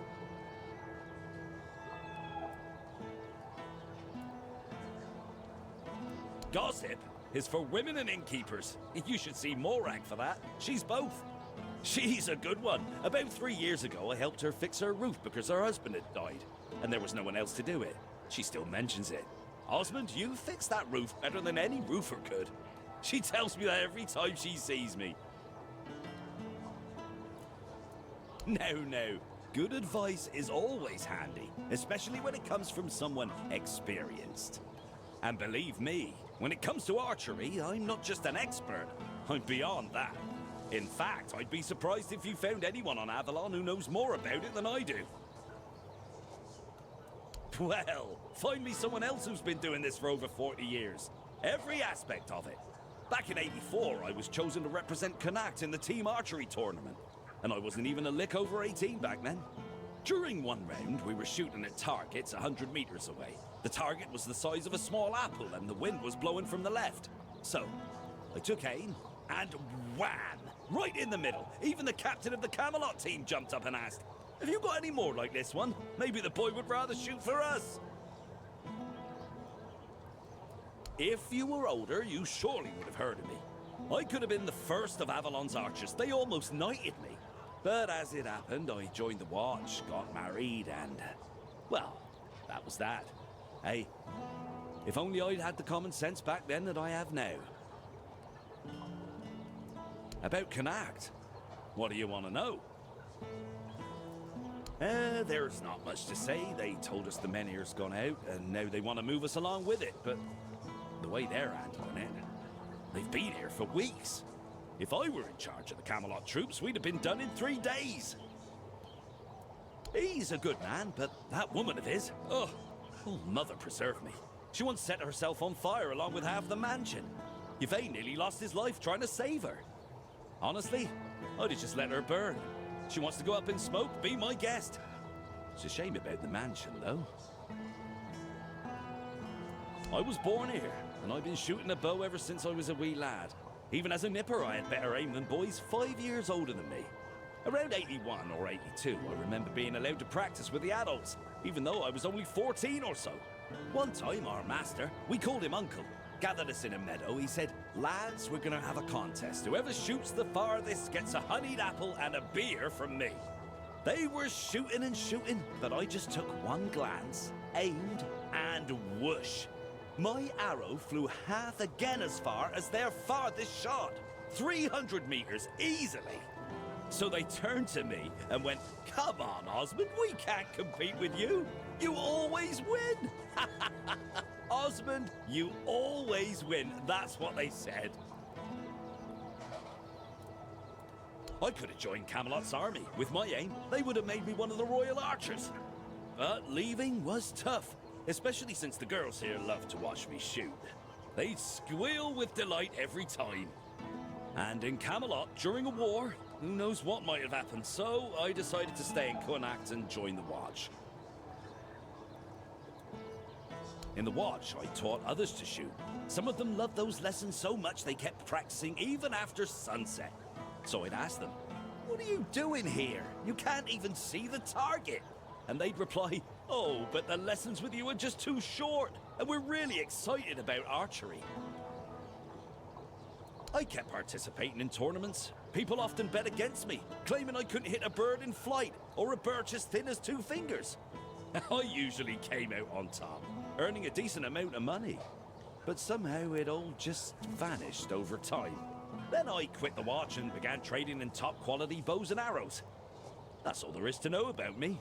Oh, and I have an adult daughter, but I'm not sure if she's still around. She left Connacht and we lost touch. Ha! I'm not surprised he's asking me. Without my financial backing and, more importantly, my experience, most of the guild's investments wouldn't stand a chance. They really value my involvement, and that gives me leverage. In other words, I can do a bit of bargaining. Have you heard the legend of Robbie of Grubwood? A bandit who stole from rich merchants and gave the gold to commoners. They say he was an incredible archer. At least, that's how the story goes. People say the same about me, but I'm still waiting for someone to write a song about me, like they did for Robbie. It's only a matter of time. Robbie's long dead. I heard someone in his gang betrayed him. He's buried in a tomb not far from here, along with his bow. And that bow has been on my mind for a while now, you see. According to legend, it's made from centuries-old yew and enchanted by a druid whose life Robbie once saved. Bring me that bow, and I'll support Alwyn's investment. What do you say? That's what I like to hear. I always say sticking close to older, more experienced folks is worth it. There's so much you can learn from them. Am I right? Of course I am! As it happens, there's something you can do for me. I've written a letter to Lord Yvain, a few suggestions on how, in my view, he ought to handle this whole business with Camelot. Figured he could use a bit of advice from someone with strategic sense, a head for negotiation, and a touch of military experience. Would you take it to him? You've got younger legs, and I'd rather not leave my stall unattended. I'll give you a few coins for your trouble. Brilliant. Here you go. Just don't lose it. I've only got the one copy, and I've no mind to write it all out again. Hello again. What do you need today? What about it? You found it? Then what are you waiting for? When I was your age, I'd already have been there and back twice by now.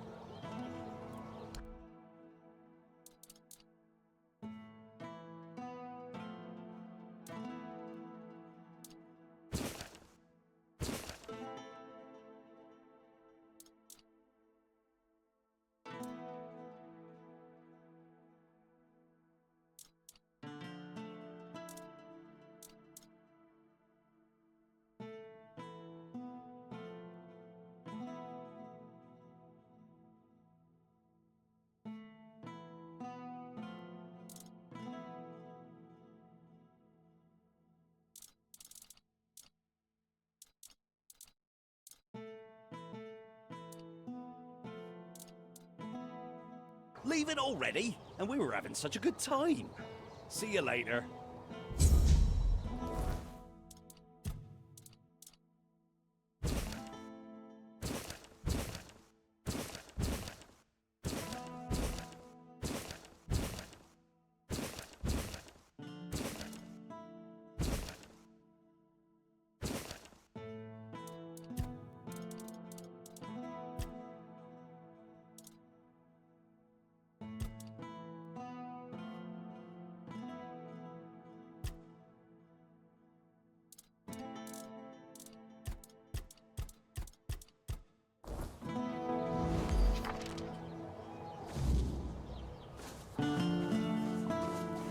Always a pleasure to see you. You're not here to talk about the men here, are you? Oh, please say no. I've had my fill of that topic for a lifetime.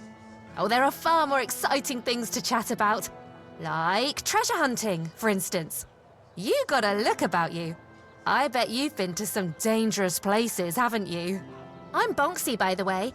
I'm an adventurer myself. I have a few trinkets to sell from my last expedition. Want to take a look? Oh, I'm not entirely sure. I'm just passing through. From what I understand, Camelot wants to move it to their place along with the inhabitants, but they prefer to stay. They want to live in one place their whole lives. Can you imagine that? Oh, all different kinds. Like the ones where you crawl through damp caves or cold tombs, dodge traps, and hope whatever's growling in the dark isn't hungry. Really? Oh, then you know exactly what I'm talking about. Oh, maybe I am, but I manage just fine. And I wouldn't trade this life for anything else. If I had to stay in one place, I'd die of boredom. Oh, I just take old, forgotten trinkets. They're no use for the dead anyway. It's not robbery if nobody's around to miss them. Think of it as giving treasures a second chance to shine. A trip to the caves by the bay in the south. The bandits set up a camp there, so I decided to go after their loot. After all, stealing from a thief isn't a crime, right? They were drunk, so I thought I could sneak in and grab the treasure without any trouble. But I guess I underestimated them. They caught on and started chasing me. 4 or 5 of them, I think. I made it to the exit, and then there was a giant ogre on the beach. I barely managed to slip past it, and the bandits backed off. You bet. Crazy stories like that keep happening to me all the time. I usually barely manage to escape with my life. And I owe all my luck to my magical hairpin. I picked it up from a delightful wandering merchant who goes by the name Malachi. He said the hairpin was blessed by the Lady of the Lake herself. I'll show you on the map where I last found him. You should see some of the artifacts he carries. Real treasures. Slowly but surely. In Connacht, fewer people than I expected are looking for artifacts, potion ingredients, or adventuring gear, so I'm counting on travelers. Like you. You must be interested in unique enchanted items, right? Oh, of course you are. I've got something, well, peculiar. But it comes with a fascinating story. It's a piece of armor I found on one of my expeditions. A beautiful knightly breastplate with just one tiny flaw. It screams in pain when it's struck. It's kind of funny, but I'm afraid not many people have the sense of humor to wear it. I'll let it go for a mere 200 coins.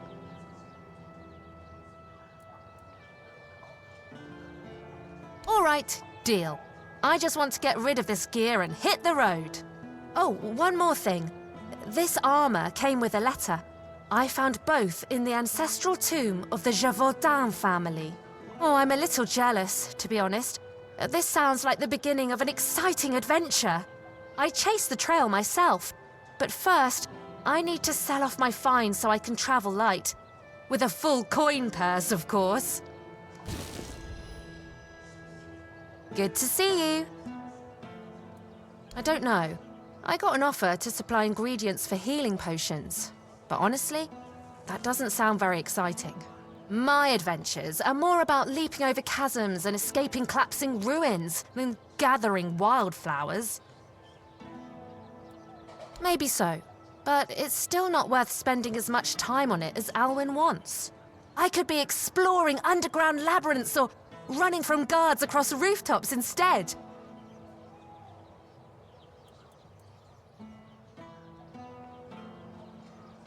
That would turn my travels into a list of chores instead of an adventure. No, thank you. I'd rather focus on the experience than constantly think about work. I'll turn Alwyn down. Life's too short for boring stuff like that. Good to see you.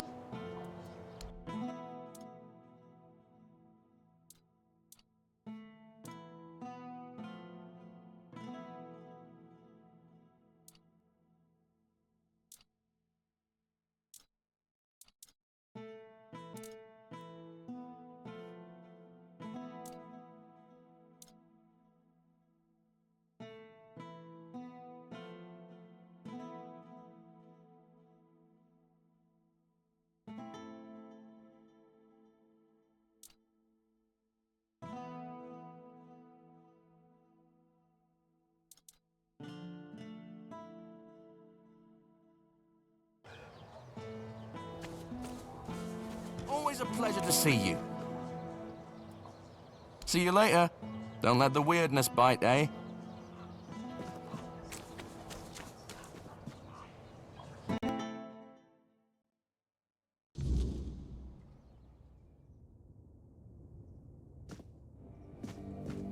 Oh, forgive the mess.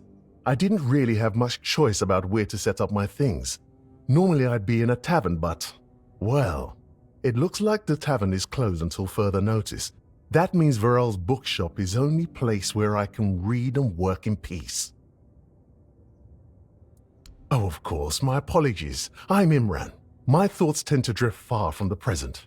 I'm a scholar of sorts, though not the kind that hides behind walls of parchment. My calling is to seek out traces of what was lost, ruins, relics, anything older than old. And yes, I'm a Pict. Not many of us wander these lands, I know. Staying in one place isn't exactly in my nature. So I travel, I learn, I dig through the bones of the world hoping to find something more ancient than mankind. If you're asking out of politeness, let's just leave it at this. I thank you for your interest, but I won't give an answer. Trust me.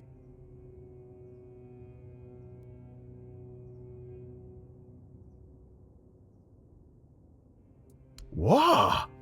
That's really kind of you. So, thanks to Varel's generosity, I managed to get my hands on a certain book. Well, once a book, now it's just a pile of loose pages. However, these are some truly fascinating loose pages. They're the writings of a Dalariata scribe from nearly 6 centuries ago. Incredible, right? But what's even more astonishing is the content. This man describes encounters with people who knew nothing of King Arthur or the homelands. Nothing at all. Do you understand what that suggests? Ah, I'll tell you. It's so exciting. I suspect Avalon may have already been inhabited by a race similar to us, long before our arrival. I've traveled across much of the island, and I've come across some mentions of the people of Farpoint, a place far in the northernmost reaches of Avalon. Few have ever ventured there. Perhaps the weirdness started to gather and ruin their crops, or made hunting more dangerous. Or maybe it was some sort of conflict that forced them to seek a new place on the island. Or perhaps they simply had a nomadic spirit. It's hard to say with the scraps of information I've managed to gather so far. And so, my friend, here we are, staring down the question, or rather the flood of questions that wouldn't leave me alone. Many Picts I've known have prolonged contact with the weirdness. I thought it was just them, a bunch of lunatics, who first dared to embrace that strange force. And what if it was the first men who knew how to live alongside the weirdness? And think about it. If we could uncover how they did it, the possibilities would be endless. It could change everything. For now, I'm trying to pull together more valuable information from these writings. But honestly, I feel like I'm hitting a wall. I won't uncover anything new just sitting here. And unfortunately, I'm stuck here for the time being. I got injured on my way to Connacht, and I'm not quite back to my full strength yet. Oh, don't worry about that, really. It's more of a, let's call it an occupational hazard rather than an actual ailment. I have to give myself some time and everything will settle back into place. I'll be as fit as a fiddle, or whatever it is you say here. Yes, something like that. The Grotto of First Men. That tribal scribe detailed where it should be located. And I'm assuming you're asking for a reason, aren't you? I'd love to go there myself, but this is a matter of some importance to me. I don't want to wait for this one. So, if you're one of those bold souls who take such ventures, I'd be more than willing to entrust this task to you. Truly excellent. I'm deeply obliged, my friend. Here are the notes. They should guide you to the location. Return swiftly, and more importantly, safely. I'll eagerly be awaiting your return. The place seems to attract trouble. Not a good place, then. I'd run out of breath listing all the things that plague this place. And I haven't even been here that long. Of all the misfortunes these poor people are facing, I'd wager the men here is the gravest of them. The Red Death, troubling as it is, seems manageable, at least with the intervention of the priests. But the weirdness, shoot. If the men here goes out, these people will face a far greater peril than any sickness or human form of conflict. I heard she was a Dalariata who runs a bookshop in Connacht. I was a bit apprehensive about meeting her. I thought I'd find someone overly rattled and stripped of her own cultural heritage. But Varel, she's different. And I admire her work that she even bothers to do it. Sometimes, it feels like people have lost all interest in discovery, whether it's the kind found in verses or the kind waiting out there in the wide world. Yes, enough talk. There's a world to discover.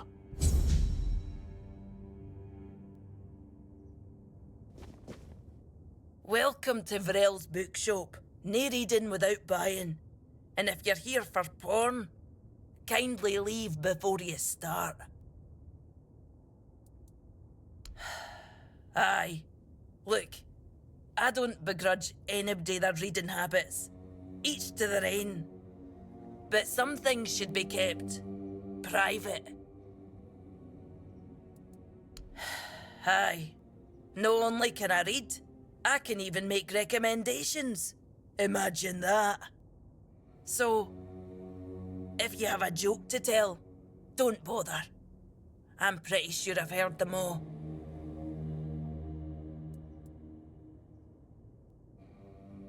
Perhaps it is. But you'd think that so-called civilized people would accept it with more grace. Hearing the same crude comments over and over again makes me feel like I've never left the training grounds. Then there are the braver ones who tell me I'm not welcome here. Hell, it's just like talking to my sister. They all have more in common than they think, although mostly it's just prejudice. This shop belonged to my late husband. We met on the road. I was a mercenary hired to protect the caravan. He was a fine older gentleman, fascinated with a Del Rita lass who shared his love for books. It was a lethal combination for my poor heart. We didn't get near enough years together, but we were happy. We didn't have much family left, and they couldn't care less about this place, so he left it all to me. Well, I can't just take the shop and hitch it to a cart, can I?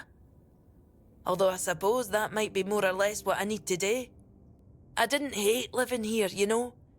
It was fine when my husband was still alive. I even thought people were starting to warm up to me.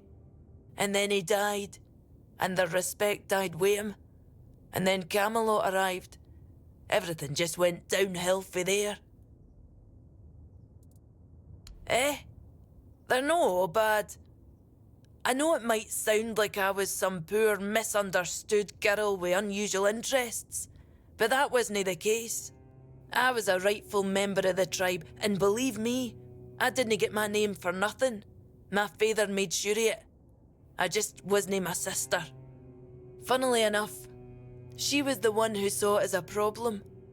Vran believed that my lack of ambition to be the top Volker warrior somehow made her look bad. Every time I went to the temple to read in peace, she was on my ass about it. Until one day, she yelled at me to either step up or get the hell out of her tribe. You can guess the rest. Oh, great. How's she doing? Still on her path to becoming the pinnacle of tribal perfection? Shit. I'm sorry. I just need some time to process this. She always seemed indestructible. How did she die? Just the way she wanted to go then. Thank you for telling me. We were never close, yet suddenly the world seems much emptier. I am no sure. When they decide to kick you out and take your name, they make a whole ceremony of it. But I left pretty much the moment my sister stopped yelling. You don't have to be there for it though. Vran might have been pissed off enough to go through with it, so maybe. I don't really care. I'm not going to stop using my name just because my little sister told me to. Oh, expecting a wee one? Congratulations. Lucky you. I don't think I've seen a newborn in Cunicht for as long as I've lived here.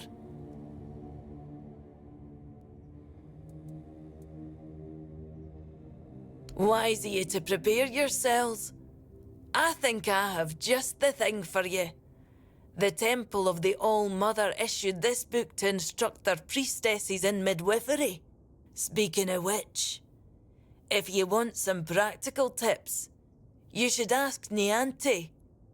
She might still remember how to deliver a baby, although I wouldn't bet on it. So, when's the baby coming? Is that so? How about you tell me the truth? Oh, is it now? Well, well, well. And why can't he come home and buy it himself?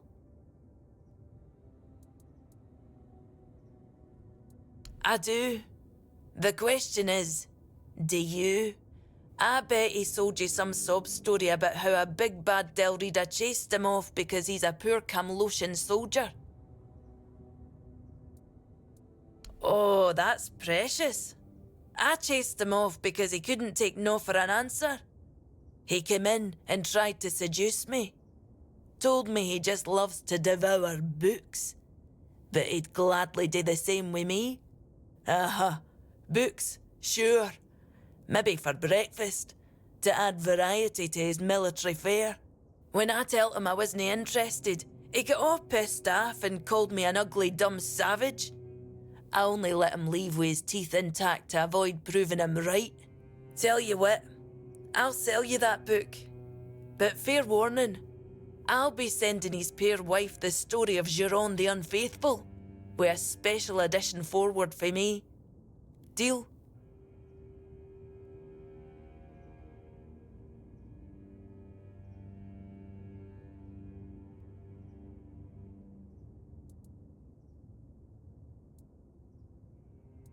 You presume a man like that can be taught reason? I'm afraid the book's lesson will be completely lost on him, if he even bothers to read it. He might just tear out a few pages every time he goes to the privy. Ha! Pleasure doing business with you. I hope his wife won't go easy on him.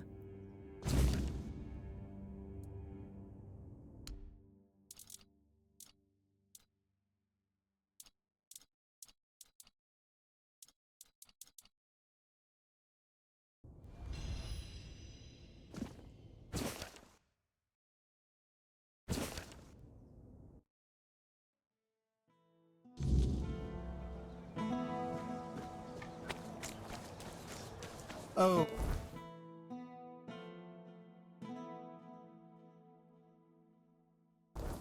Oh, hello there.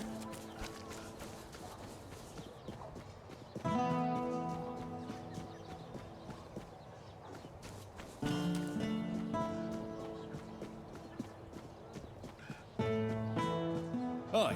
Have you had a chance to drop by the bookshop yet?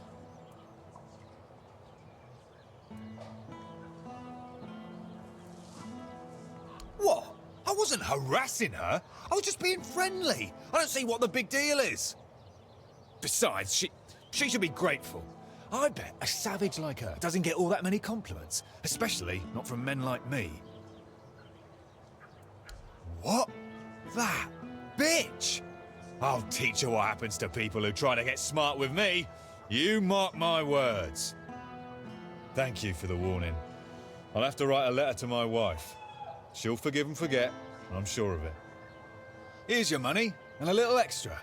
You've done a good deed.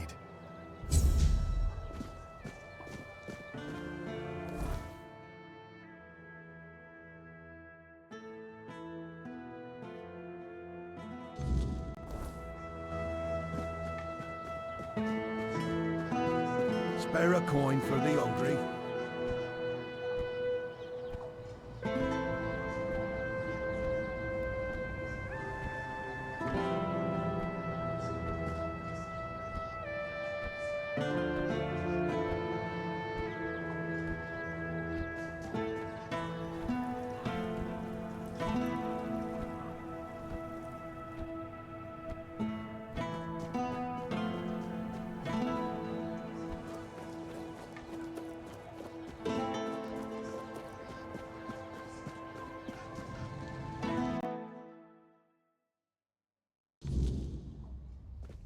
I should stay out of trouble. I wasn't expecting company. Does it now? Very well. Tell Osmond that... what shall we tell him? That I thank him for his concern, and that I will take his advice under consideration.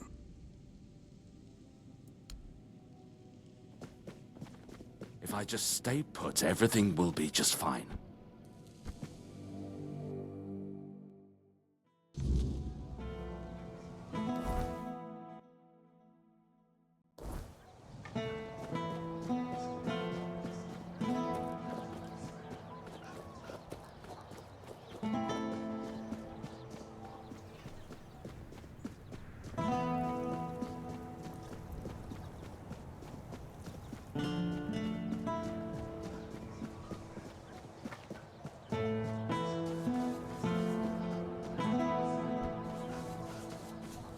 I didn't mean to be a bother.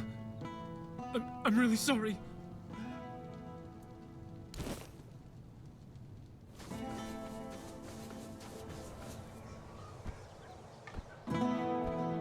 Always a pleasure to see you. Hello again. What do you need today? Oh? How did it go? Did he read it? What did he say? Ha! You see? I always say when someone speaks sense, even a lord perks up his ears. Good work. Here's the payment I promised. Hello. I envy you. If I only had...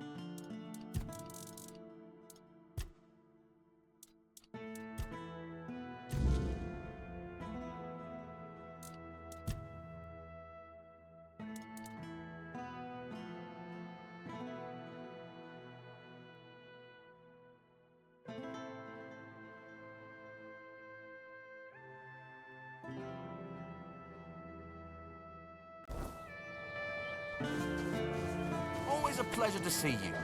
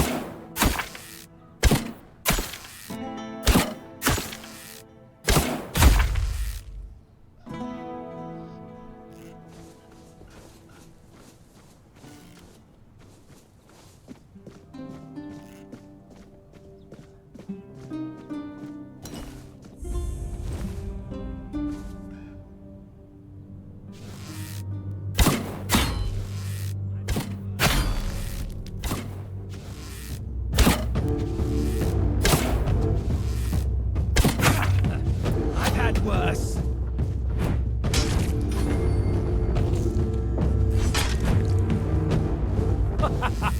You are nothing but a...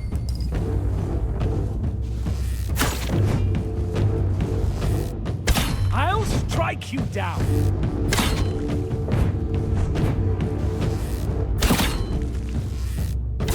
Show me what you are made of.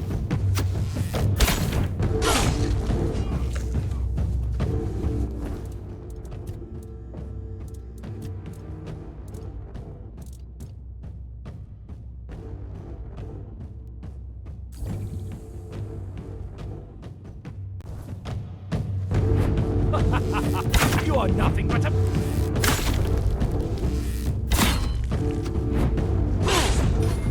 You'll fall to my sword.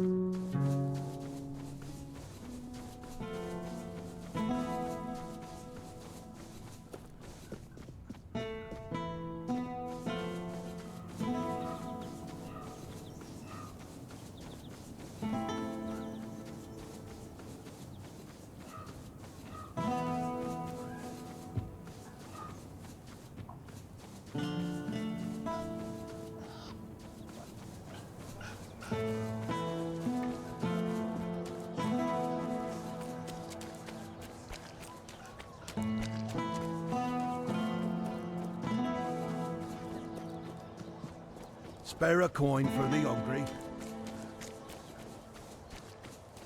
Welcome.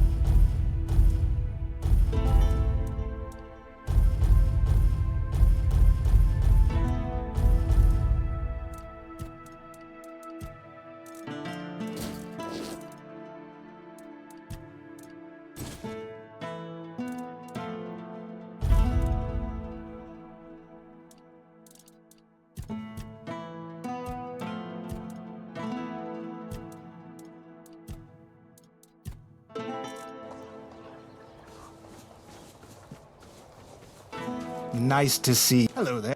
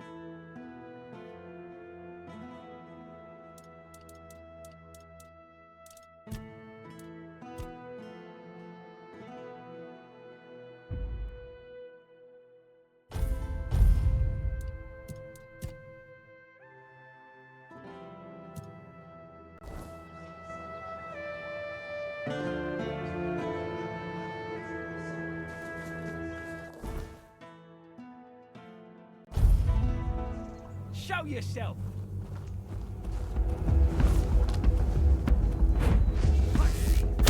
In your eyes. I'll have your head on a back for murder. Your armor won't save you.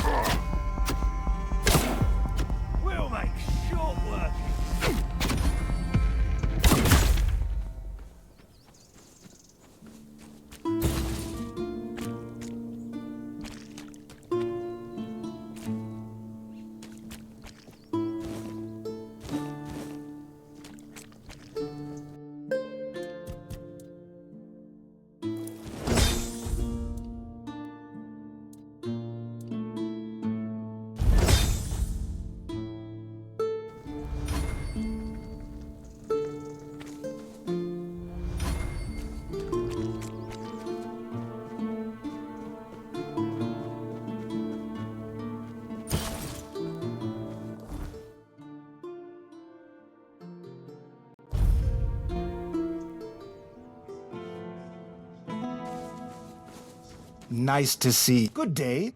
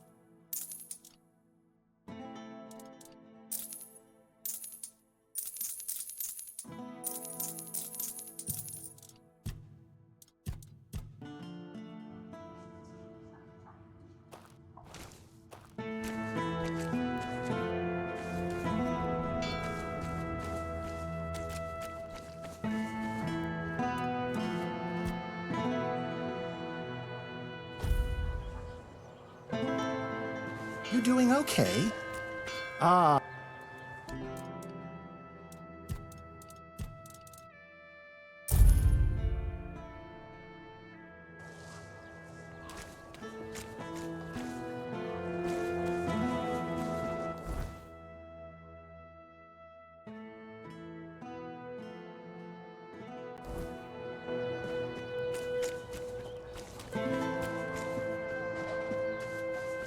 Help a soul out on your journey, will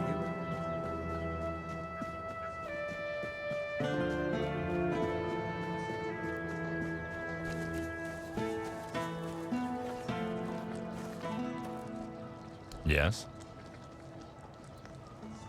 And here are the remains of Sir Valen himself. Justice finally caught up with him. He was a scoundrel, a drunkard, and a libertine. And an aristocrat, too. At the Camelot court, he plotted, seduced, and stabbed people in the back. Literally. Eventually, he was betrayed himself. And he ended up here, as a common bandit. Or rather, as your handful of coins for his head.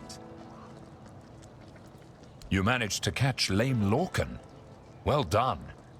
I didn't know him personally, but he used to be a scout in Camelot's army. One day, he went on a mission and returned with a nasty wound above his knee. Supposedly, a weird beast got him, but he managed to kill it and drag himself back to camp. After that, he started to change, becoming more and more aggressive. Eventually, he began shooting people with his bow for no reason. He was hiding in the area, occasionally attacking people. And if it weren't for you, he'd still be doing it. Thank you. Here's your reward. Hey, care to humor an old soldier with a friendly spar? These bones could use some warming up. That's the spirit. Let's see if I've still got some fight left in me.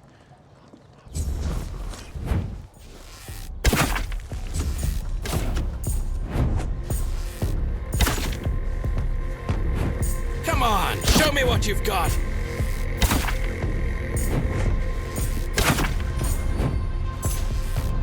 You're gonna regret crossing me.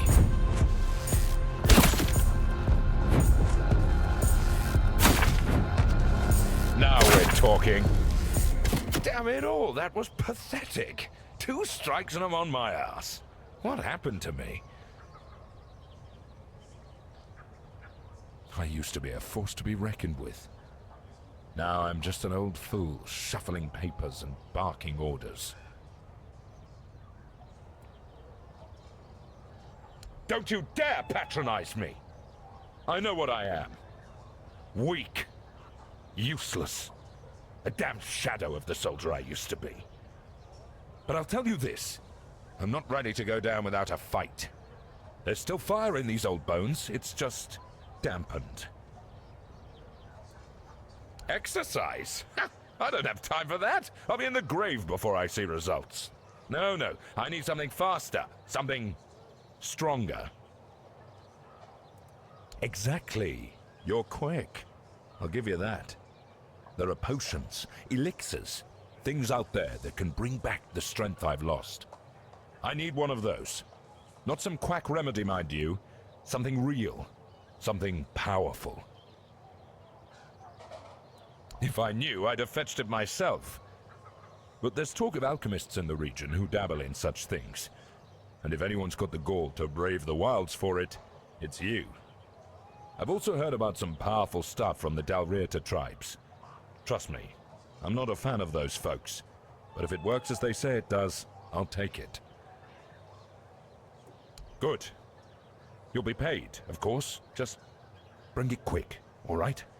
The idea of sitting around like this for another day is unbearable. Good. Keep it up. I have no respect for cowards. Yes? I'll await your return.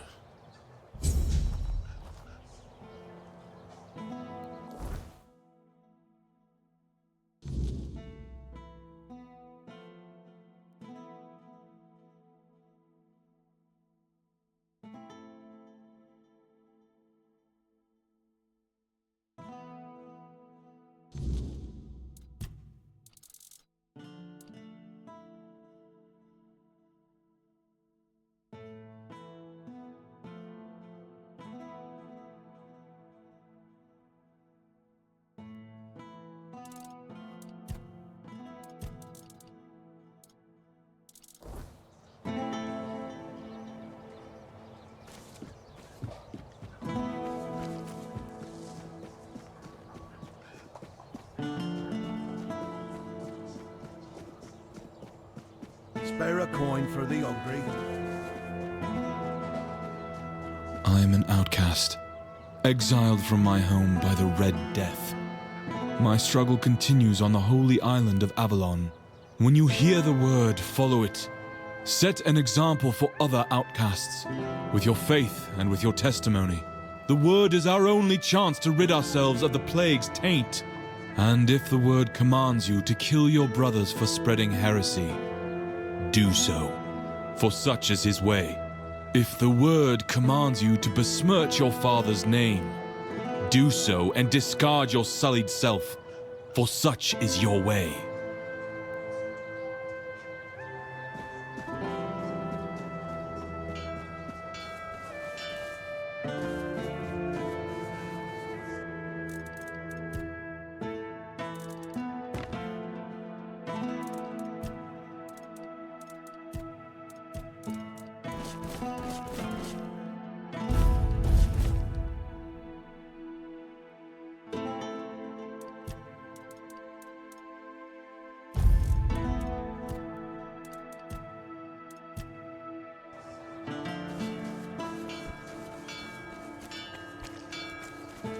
Elixirs, powders, ointments, take your pick.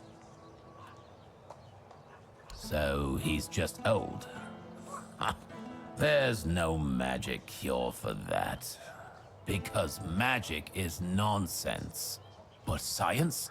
Science has solutions. This is a blend of stimulants and enhancers. It'll make him feel like he's 20 again. Side effects? Sure, there might be some. But what doesn't come with risks? If he's desperate enough, he'll take it. If not, let him rot with his natural decline. Here, take this recipe. But prepare it carefully. Precision matters if you don't want it blowing up in your face. Or his.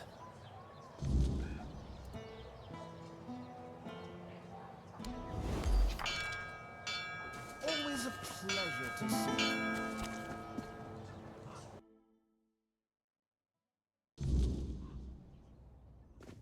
I swear, if I catch that bastard, I'll shove all 5 volumes right up his arse. What? Aye, something happened. Some blighter broke in and stole every book about the beautiful Liliana. Not a loose page left. That's most of my income gone in the wind.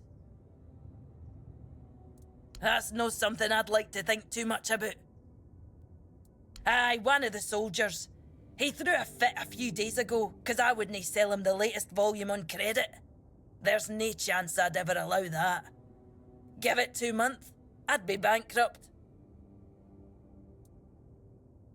Aye, 'Cause Denholm's got nothing better to do than go around asking his men if they nicked all the porn from the local Del Rita bookshop. I'd be laughed out of his tent. Can't say I wouldn't be grateful. The lad's name is Walter. He's... well, all in all, he's no a bad sort.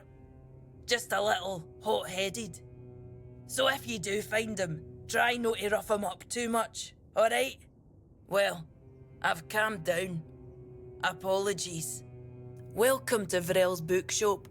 No reading without buying. And if you're here for porn, then kindly leave before you start. Before you ask, no. I do not have any books personally signed by Merlin, nor will I fake his signature. Let me guess. Your friend's a Camlotion who's heard the Berserker potion can make a man tear a bear's arms from its sockets, and now he thinks he can be like us. Hate to break it to you, but that's no how it works. Our strength comes from battle, from blood, and that brew is Mither's ain rage running in our veins. Besides, it's a tribe secret.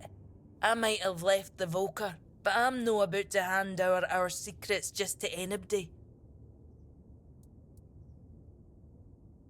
Camlotions and their love for shortcuts, but fine, have it your way. If your friend thinks swallowing something will help, maybe I can lend a horn. Here, it's harmless. Mostly herbs and a bit of spice. My father used to say true strength lies in the mind. So if your friend is as determined as you say, who knows? This might be enough for them. Good luck convincing them it's the real deal. That's half the battle.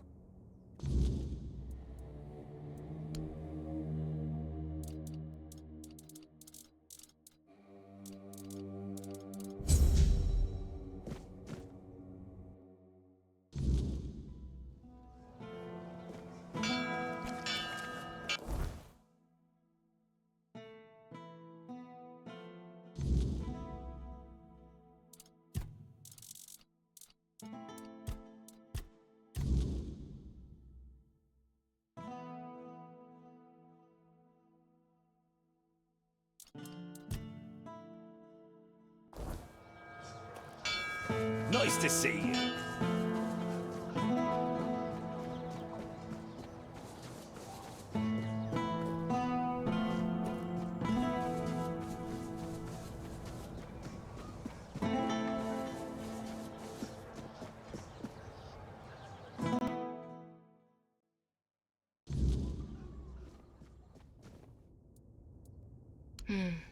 Here, take this. I hope it helps. Unfortunately, that's all I can give you. We have to make sure there's enough for everyone in need. Weakness? From age?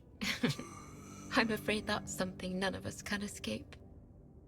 But even as we grow old, our strength can still be nurtured with care. This herbal brew strengthens the body and clears the mind, but only when used regularly, alongside proper effort, exercising both the mind and body. Here, take the recipe. If your friend seeks a quick fix, this won't satisfy him. True strength comes from consistency, not shortcuts. Please, remind him of that.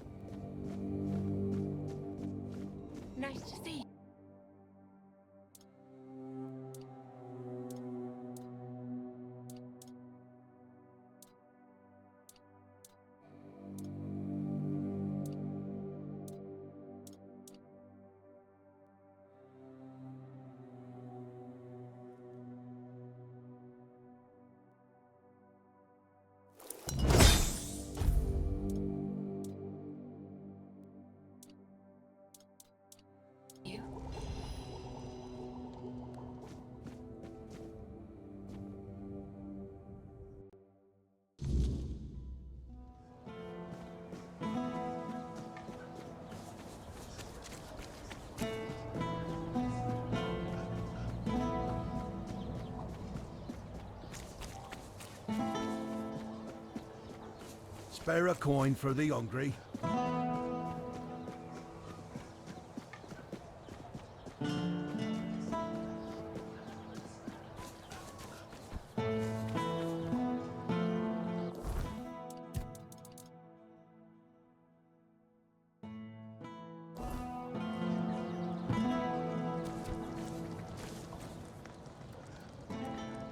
Finally, you've been gone long enough. A berserker potion. Ah, now you're talking my language. Let me have it.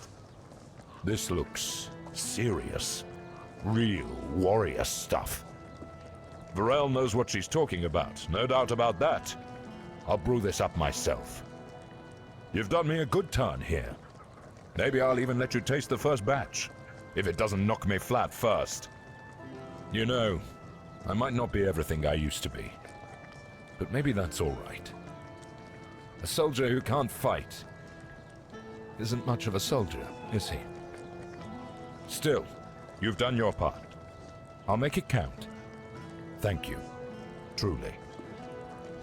Huh.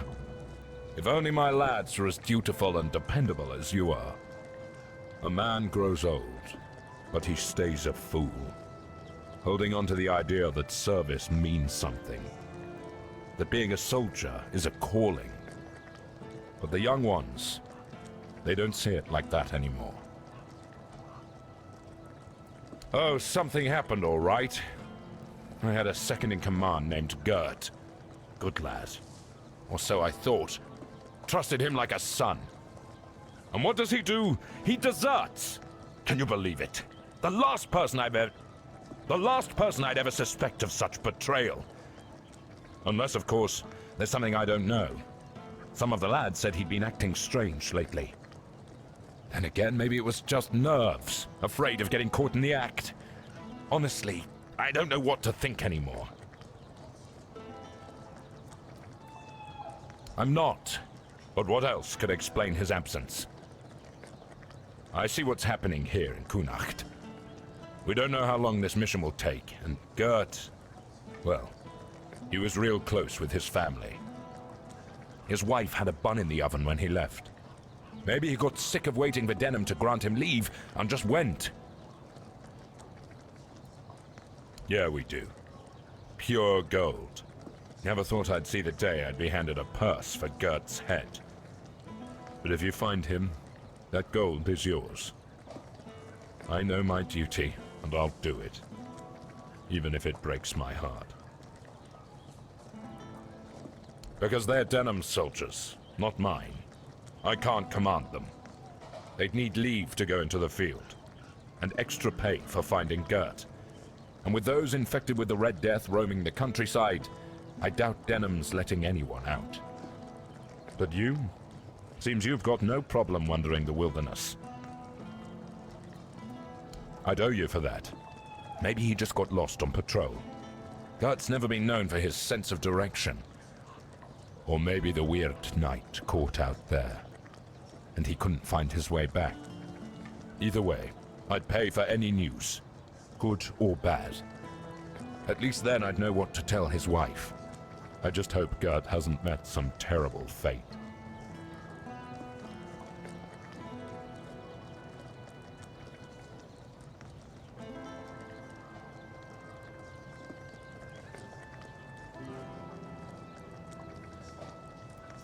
I'll await your return.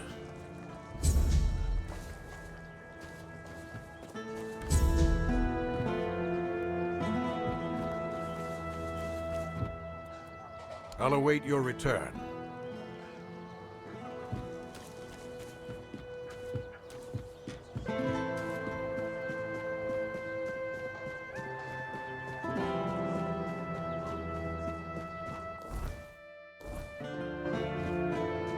Spare a coin for the hungry.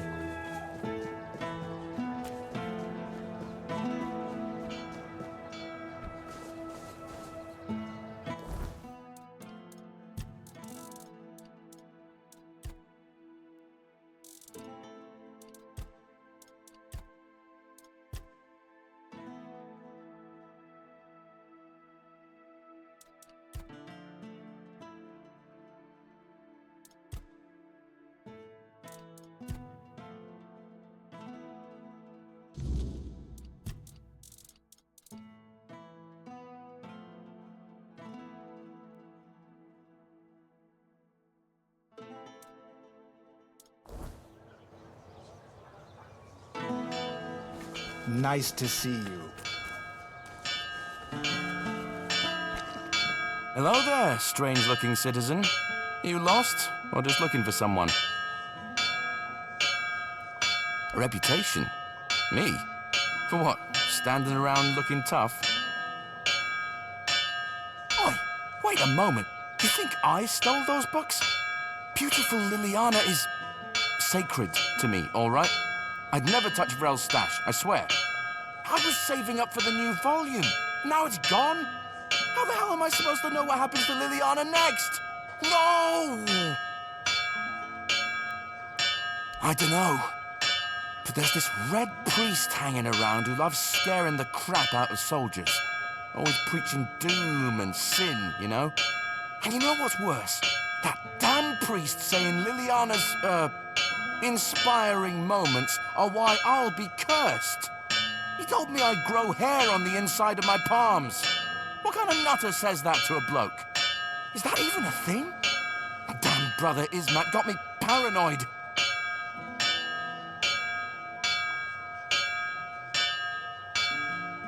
Oh, thank the gods. I was losing sleep over this. I mean, I don't trust that priest farther than I could throw him, but he's got a way of getting inside your head, you know? I guess I should have known better.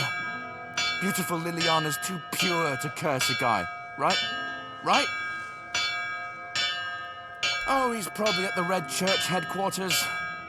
That's where they're always praying and doing whatever it is that Red priests do. Just be careful. The man's got a way of making you feel like you're already cursed. Creepy bastard. See you later. Don't let the weirdness bite, eh?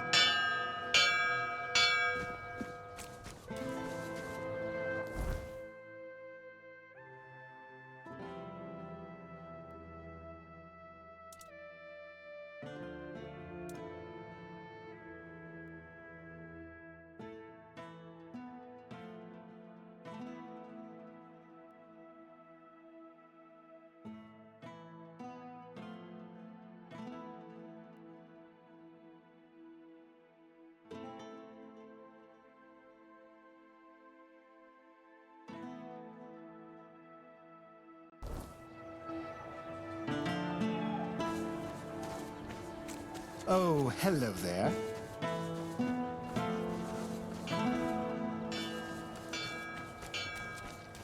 Got money?